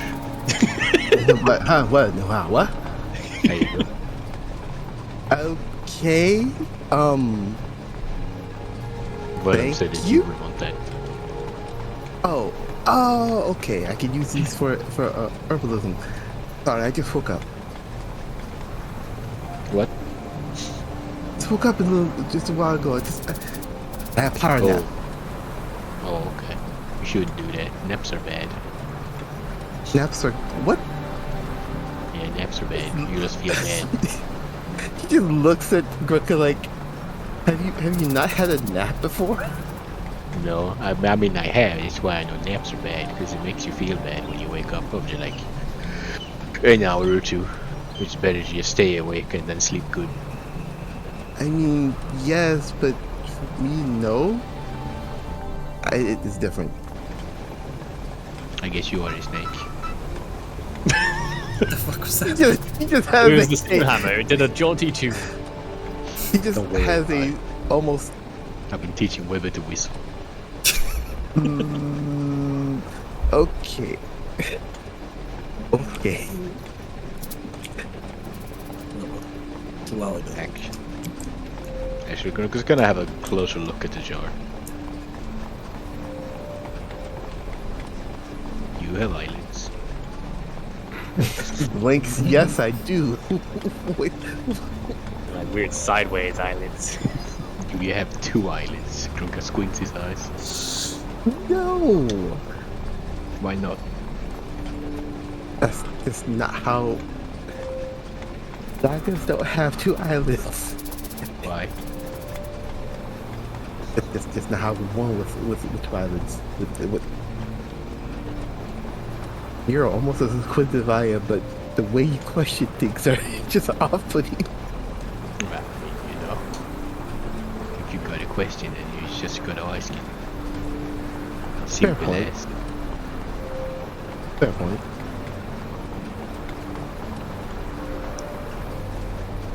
So, Hey.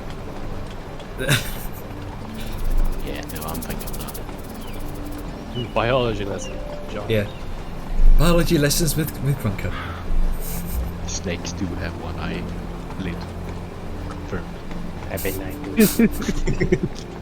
So, the next day of travel is clear.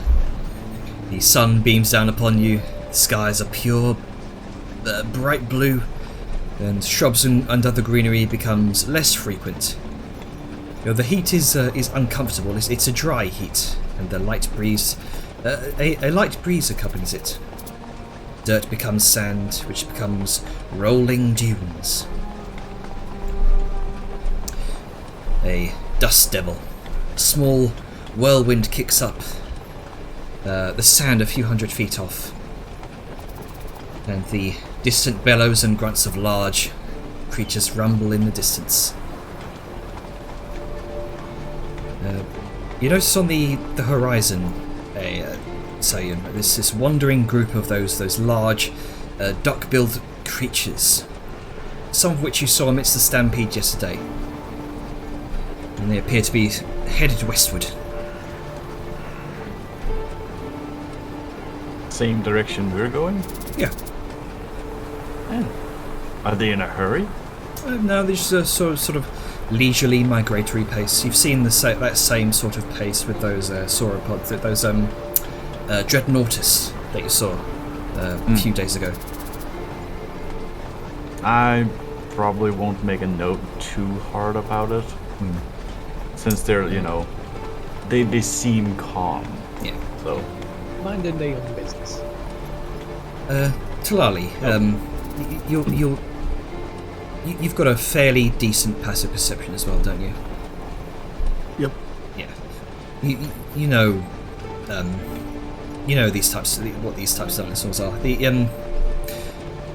And as well, you know that for many dinosaurs that inhabit these areas of the plains, they like to keep on the move to deal with these harsher climates. Among the hadrosaur species, many subspecies that live here tend to be long-distance specialists that can go for months without water. That's why they're the preferred mounts of those travelling some of the harsher deserts of Tanzia. These hadrosaurs are headed somewhere with purpose. Alright. And Do they have... Is there like a visible... Sorry, if you're going to transition to a different scene, you can. I'm just going to ask, does it seem like they're traveling in general herd mentality, or is it like a caravan? It's a small herd of about 20 or so. Okay. And as you crest over a hill, you can see where they're travelling and why. A great congregation of wildlife gathers at an enormous oasis of fresh water. Hundreds of dinosaurs of all shapes and sizes. Many different plains-dwelling creatures attracted to this rare gift of water from many miles away. Some of them dwarf everyone else, as you see 20-odd Dreadnoughtus looming over the other creatures. Their long necks enabling them to cut over the crowd at the water's shores. Shadows soar overhead as you see a large flock of pteranodons flying low, landing at the water's edge. A small pack of feathered creatures nimbly weaves in and out of an approaching sauropod's legs. A pair of tall, spindly ostrich-like dinosaurs compete with a large, spiny, tortoise-like dinosaur for a spot at the oasis's shores, and it thumps its club-like tail, a territorial display. You see dinosaurs with massive bony heads, head frills, and 3 horns, one on each brow, one on their noses. Large, furred bipedal dinosaurs with massive claws on each front forelimb. Dinosaurs with tiny heads and great sail-like protrusions down their spine, ending in these sort of 4 tail-like spines. This enormous diversity of creatures here kind of puts into scale the vast variety of beasts, both large and small, that inhabit Tanzia.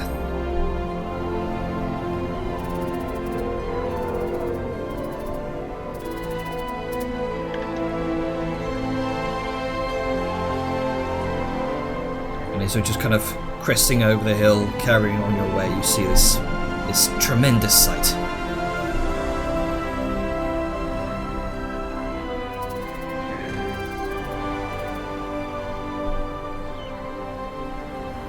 You know, you'd see this a bit with, if you went out to the sands back home, but never this many and never so different.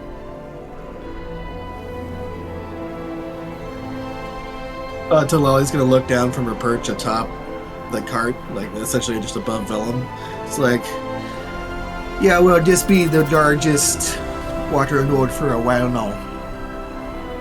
It kind of get them from a good long distances. I think the nearest one would probably be the shore. Some of them are fighting, but it's surprisingly not a bloodbath. I mean, I imagine a lot of these are the kind that eat a lot of these others, right?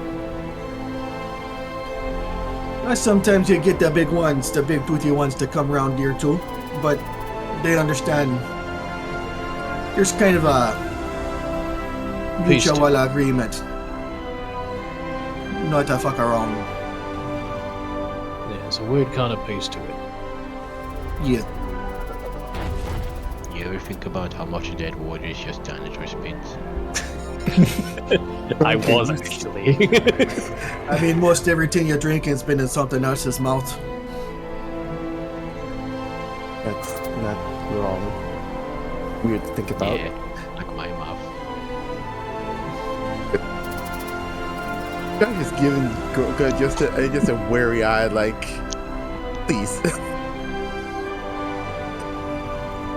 Talali's gonna jump off the top of the cart and just kind of like start walking up, unslinging like her pack and pull out water skins.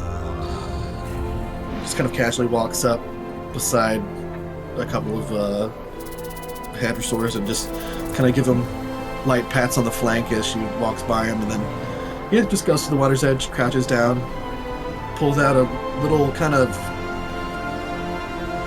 She essentially puts a film over the top of her water bottle and starts filling it up. The hadrosaur next to you kind of gives you a snort, but otherwise pays you no mind. It's weird. Talali seems to have this sort of inherent bond with a lot of dinosaurs that you've seen so far. Interesting. Oh, yeah, I just saw the Grimham and I was like, oh no. Please no. Suddenly hammer. We're eating dinosaur meat tonight, lads. Oh, they took it all I that. won so badly. I mean, we still have that. We still have that last one. Did you cook everything with that huge thing last time? I mean, how much meat was even on on it, considering he got chomped up by a dinosaur? It was just like the dinosaur didn't even start eating it before, like it tried to fuck with us. Yeah, just killed it, and it was like, ooh, other things. Yeah, they got tenderized though because all the other ones stepped on it. Yep. So very supple meat. Soyun and Talali. It seems as though this gathering is attracting attention. You both see movement over a dune on the opposite side of the oasis. Dune. Sorry, habit. Can I do a perception to spot what kind of movement? Indeed you can. In In fact, Talali, make me a perception check as well.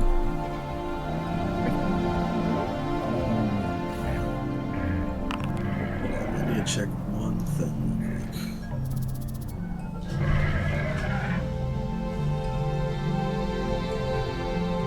Nothing I think wrong. I love the fact that my perception is this good with a plus 24 1 and 23. Good grief. to my wisdom. You both see, cresting over a dune on the opposite side of the oasis from you. You see 3 large figures, black, brown, and white. 3 Tyrannosaurus Rexes, Oh boy. Snowjaw and company. Ah, yes. No, not this bitch again. All 3 of them seem to be observing the hundreds of creatures gathered at the oasis.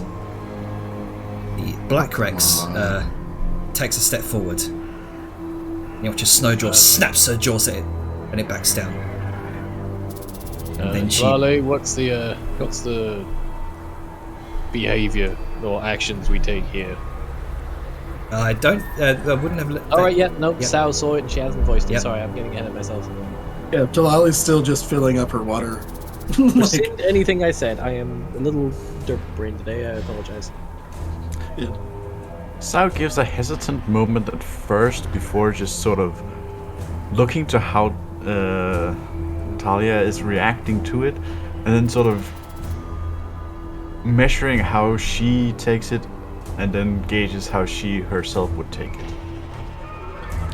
I.e., depending on how Talia reacts, is how she will react. We'll wait and see. Yeah, Talali is just gonna sit there. She's gonna look up, see Snowjaw, and then she's gonna be like putting 2 and 2 together. She's going to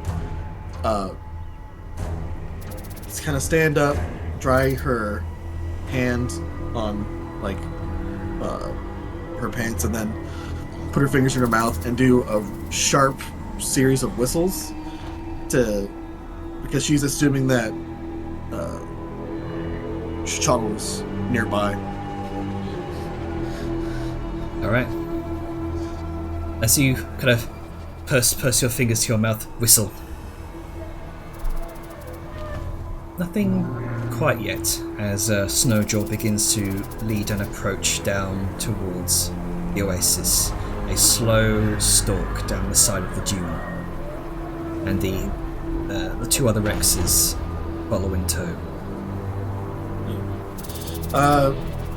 Talia's just gonna like wait for a second, kind of shake her head, shrug, and then kind of come back to the cart. Why you not be filling up your water? Dehydration's a lot more dangerous than not getting food out here. It happens quick, eats dry, sucks the water right out ya. Character question, how have we been getting water? Has Angus been making water? Yep. He's got the jug. At that point, Angus is gonna lean out the side window of his tank, face covered in black soot, and his mustache kind of like blown back Daffy Duck style. Oh, don't you worry, I can make it, and I got an endless jug for it too. Or at least damn near. Hey, you want some? Or would you prefer beer? beer it is. It's like, It's not even. It's not even No, a I'm- question. no, me gonna say much like last night that me don't drink alcohol, Oh, and I already have water here. She holds up the stuff she just filled. right. Thank you, though. Yeah. I'm not drinking that. Grunka, would you like some water? Yes, but not from that pond. No, would you like it from me jug? Yeah. Alright. Brunka turns the jug upside down and dumps it all into his gullet. He just It's a heavy thing, and he's not just passing it over.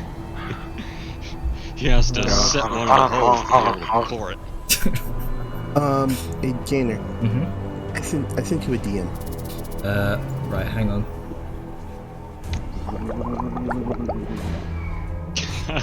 Okay, make me a sleight of hand check, Jar. Thank you. Look it up. So as Dejar's doing that, and Angus and Grunka are both messing around with the jug. Drunk is drinking an alarming amount of water. I mean, you can make quite a bit. Let me double check. I mean, I also have like I know. a jug, so Oh, Google's frozen on me again.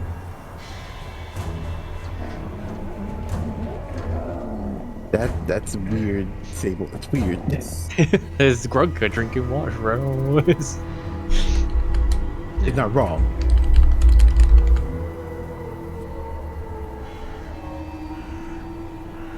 Hang on, Google's frozen on me. I'm just gonna pause the recording. Okay, so the three Rexes approach slowly, methodically, one after the other. To that point, Talali, you hear a familiar call.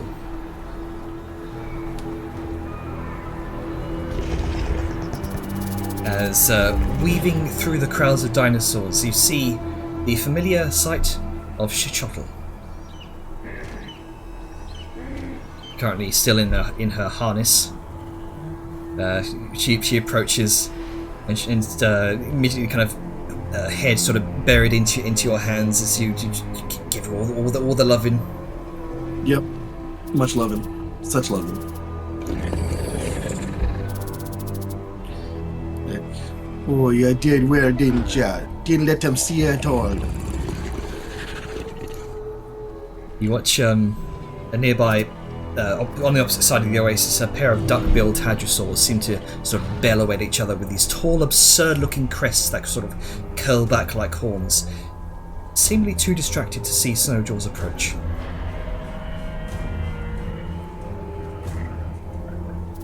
Is Snowjaw just moving forward? Just Like, seems to be just moving forward. Right. And you do see blood upon the trio's jaws. Fresh blood. yeah, she's just gonna let him, continue onward. It's like, I'm sure that there's gonna be, I'm sure they don't go unnoticed, like, by a bunch of herbivores that are around, but And you do If- indeed see a couple of these frilled, tri-horned dinosaurs seem to notice Snowjaw's approach and start sort of backing away. Others start moving as well, giving the trio this wide berth. when that happens, do they change? Do the trio change course at all, or are they still just coming towards the water? They seem to be coming towards the water, and you watch as Snowjaw snaps her jaws at the hadrosaurs, who seem to snap to attention just to run. And she steps up to the water's edge. One of the other two Rexes, the black Rex, steps forward, leans down towards the water's edge. Snowjaw snaps at it once again, and it backs off and lowers its head. And she proceeds to lower her head and take the first drink. The other two soon follow suit. Nice. Seems just like everyone else. The hunters are here for water.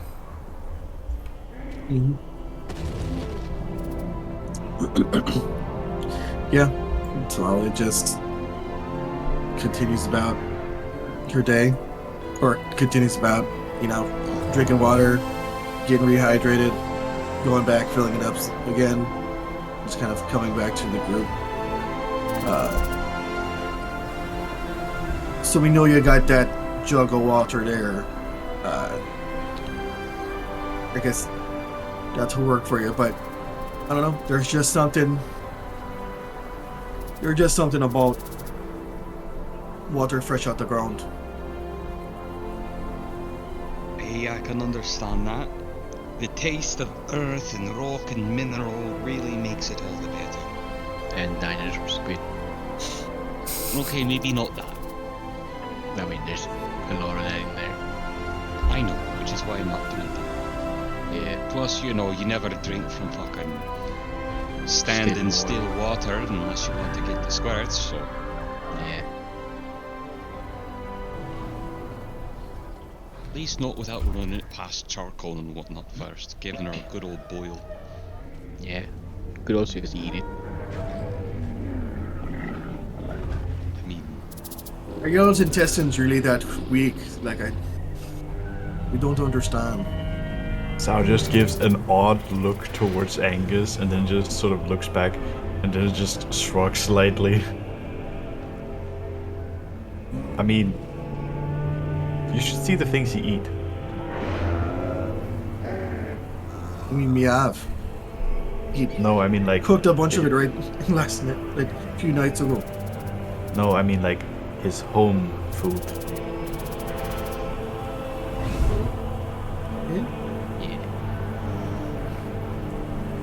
Anyway. Angus is, he's gonna actually pop out, and, after Grunker has some of his brothers, operate the jug and save some. And he's gonna spend a little bit, and he's gonna scour the area, trying to look for a good stick. There's a number of sticks around. Not as frequent as you'd normally imagine, because it's a desert, But you do manage to find one stick after a bit. Does it have a fork in it? Is it like a Y-shaped stick? I need one of those. It could be made into one, with just like a bit of string. It'll do.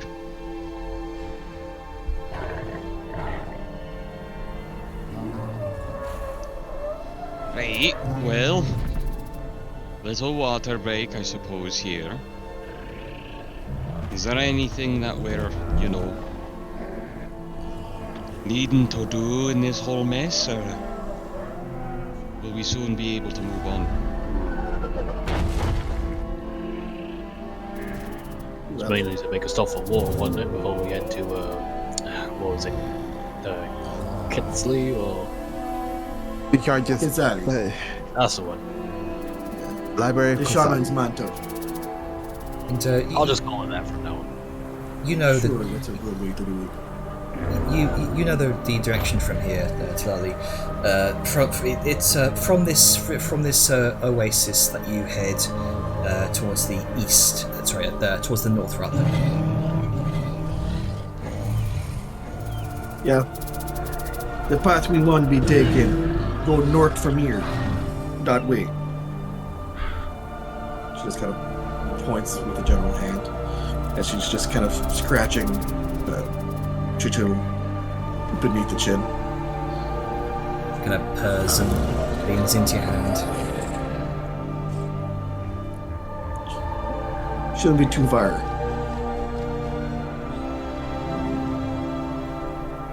Alright.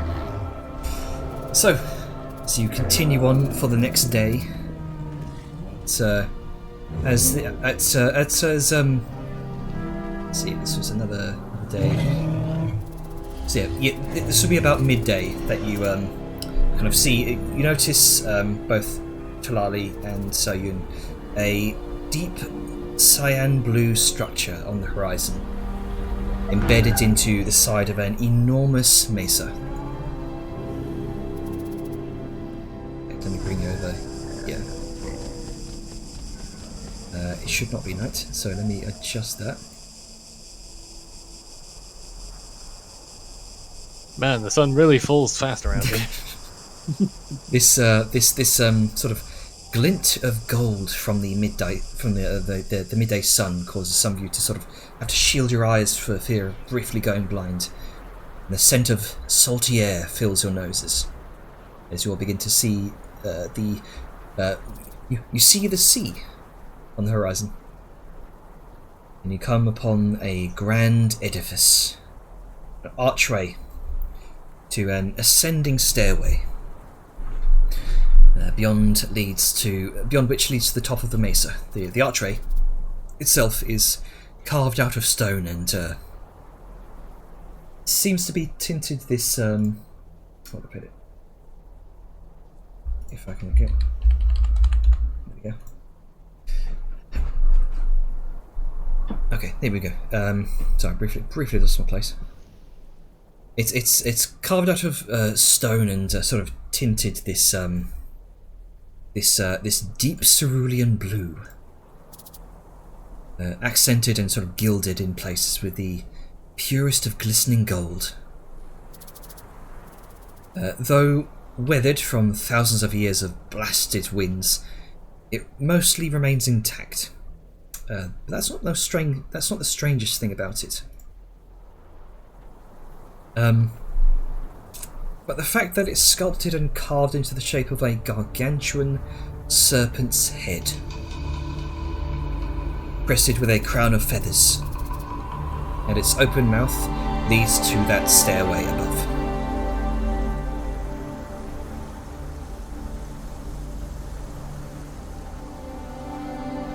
So, may have to leave your vehicles here for now, it seems. Oh no. No way. Can your caravan and the Steamhammer might have a bit easier time ascending the stairs, but can the caravan do so?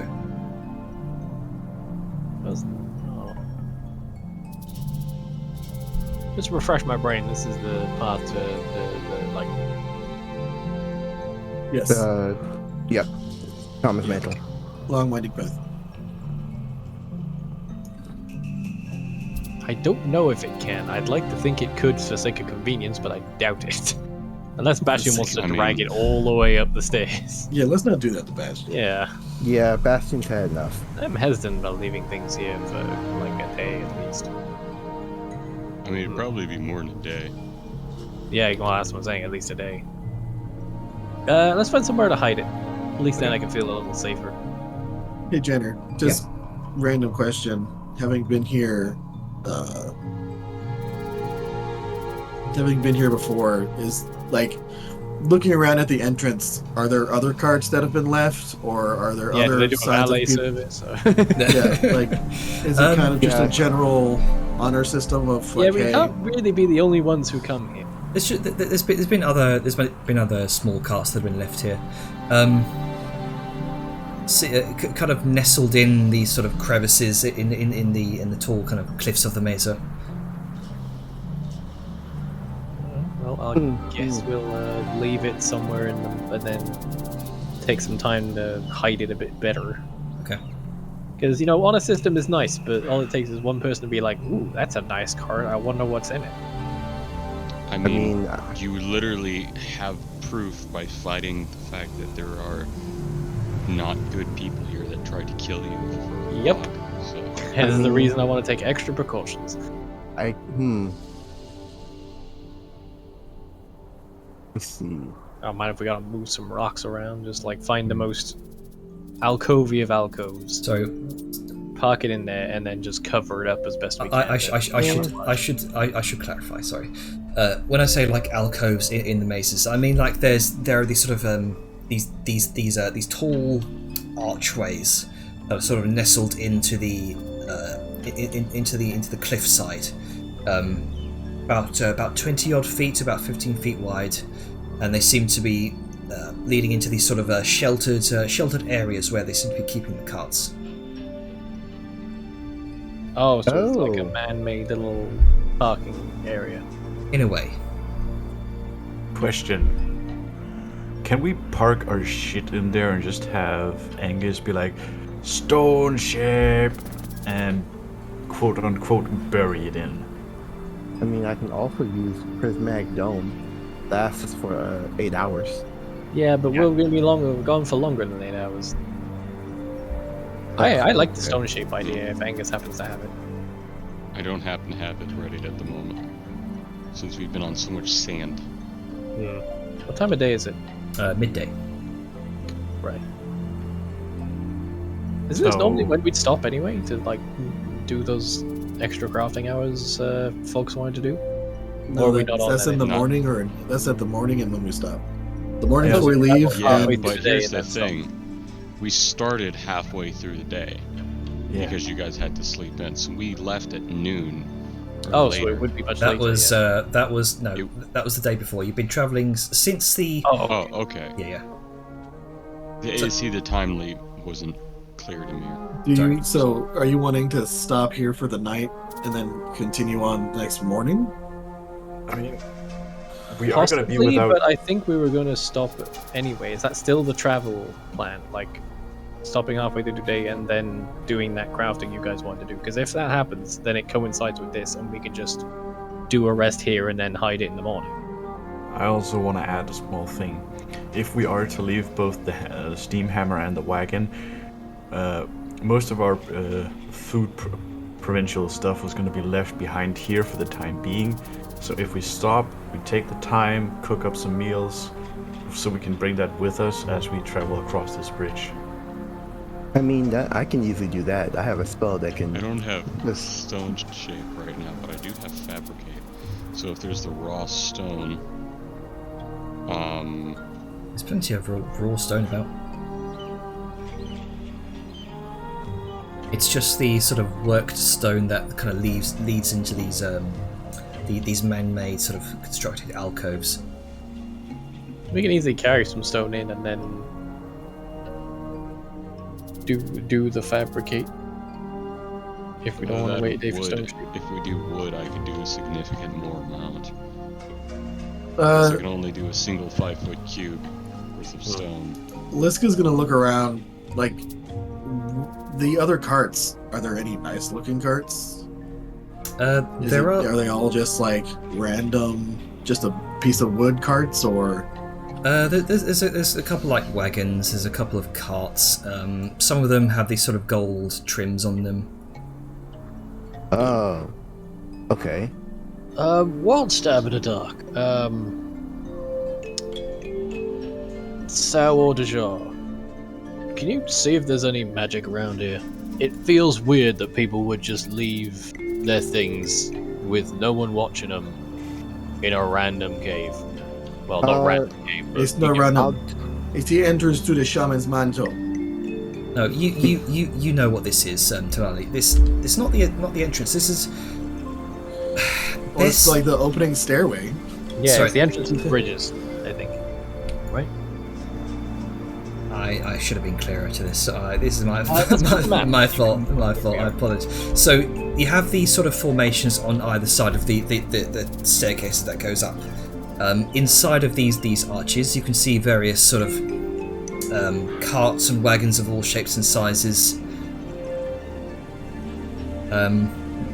These appear to be where people typically leave their carts in order to venture across the bridge on foot. Well, yes, but I mean, Vellum's confused and paranoid, understandably. And so he wants people with magic eyes to look and see if there's magic, maybe like some sort of magic. Sorry, that was more to Talali. Oh, okay. Question, Jenner. Have been here before, but probably not coming this direction. Would I know that the Shaman Mentals would have, or any part of it would have some type of magical protection? Let's make a history check. Alright. could also do detect magic. I know. I mean, it's an order. It's an order of mages. Would make sense. Perhaps again, you're not really sure. You didn't spend like years upon years studying under the shaman's mantle. No, just a couple of months. Mm-hmm. Yeah, she'll use ritually cast detect magic. Oh, sorry. okay. And check for any magic protection around this area. Okay. As you kind of attune your eyes to that visible spectrum of magic, you see where each of the arches sort of leads into that alcove carved out in the mesa. You see this light film of shimmering abjuration energy, like a People look at like a sort of cloak over each over each of these arches.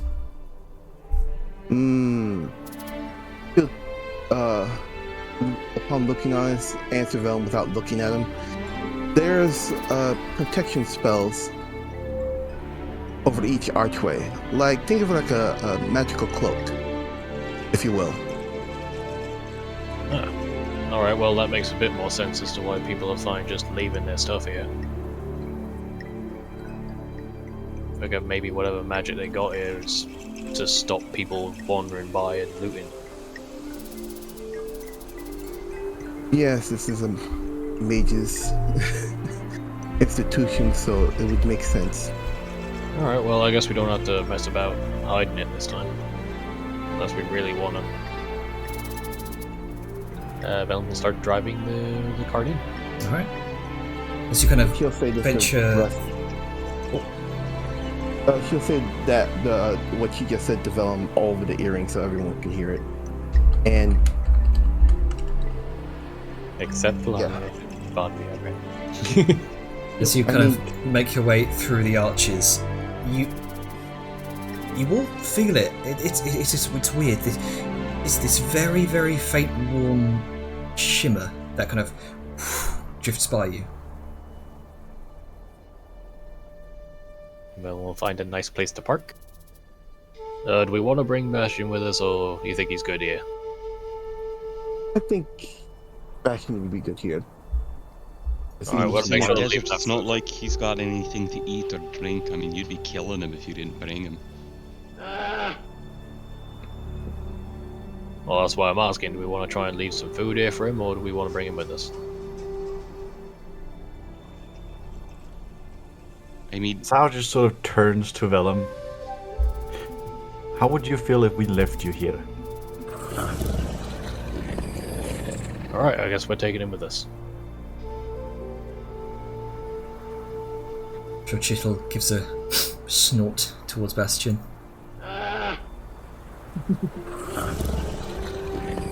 Bastion give no fucks. What about you, Angus? You bring in the steam hammer? It might be a bit tricky getting it up those stairs, but it's made to climb things like that. Well, rocks. It could, but it's a matter of if, you know. Let me put it this way. Y'all would have to slow down for me if you didn't.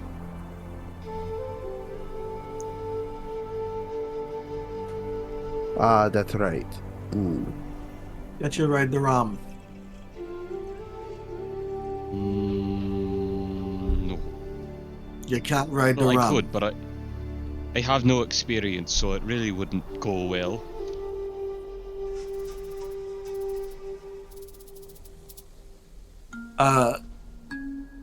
Liska's gonna look at Angus like, I mean, if you want to, I can walk beside you and just kind of make sure you don't fall off. Plus, Bastion, I've been watching, he has a somewhat smooth gait.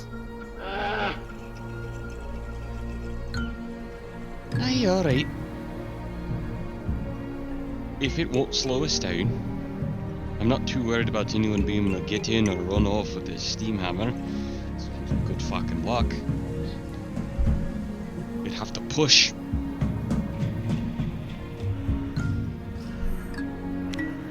Alright then. Everyone remember where we're parked. All right. Hop off and I suppose we'll get whatever we need to. C-17.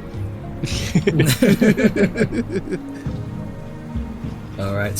So you send with Bastion's a little bit stubborn at first, but bit of coaxing from Visca and also kind of Talali.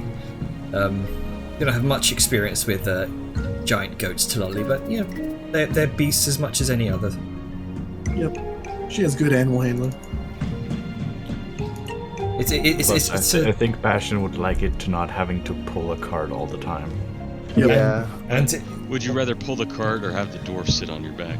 yeah, and I'd rather have the dwarf, honestly. It's about the same.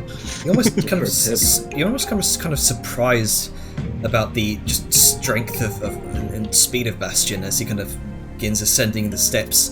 It's like it's like taking off the sort of the weight. The Rock Lee weights. Yeah, exactly. Training wheels. Exactly. And you almost kind of tip off balance, Angus, and sort of almost roll down Bastion's backside, almost fall down the stairs, but yeah, you Let's are. catches him. Got to lean for it. Got to lean for it. Yeah. And you all. Just to remember, whichever way he rolls, you go the other way. Oh, You wait, feel- hold on. You feel it in your hips. I know exactly how to help here. Oh. As he's thinking, he's scratching his chin. He's looking at it.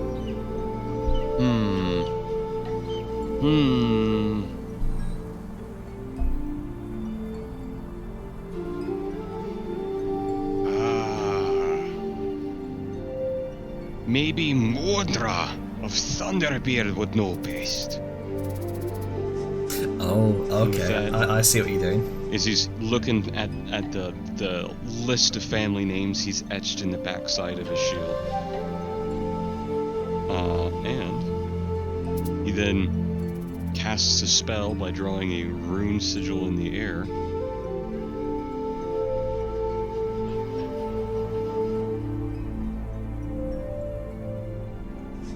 I just want to say how fucking funny that is.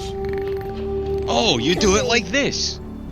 And with that, it is smooth sailing from there. Angus be like, hold up, I gotta check the phone book. We call a Pretty family much, member. pretty much. Yep.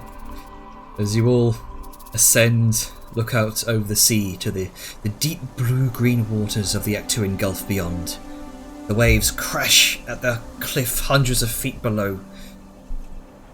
You look out to see a vast series of enormous sea stacks, columns of towering striated rock, battered by waves over eons.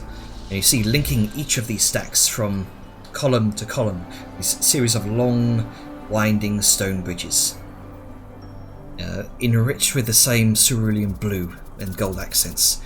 Each of them is about 20 feet wide, kind of varies in length, but yet weirdly, where one would sort of expect to see a logical arched shape and sort of load-bearing columns for the bridge, these seem to twist and turn in serpentine patterns, kept aloft without the means of typical bridge construction.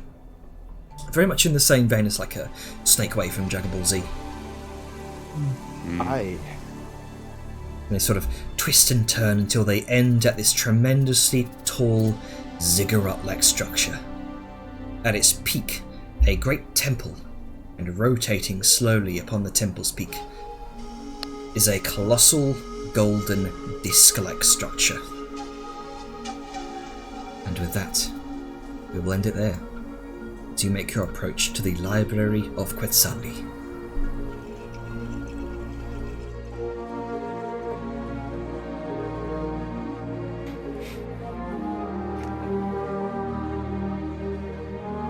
Alright. So, until next time, I will start recording in 3, 2, 1.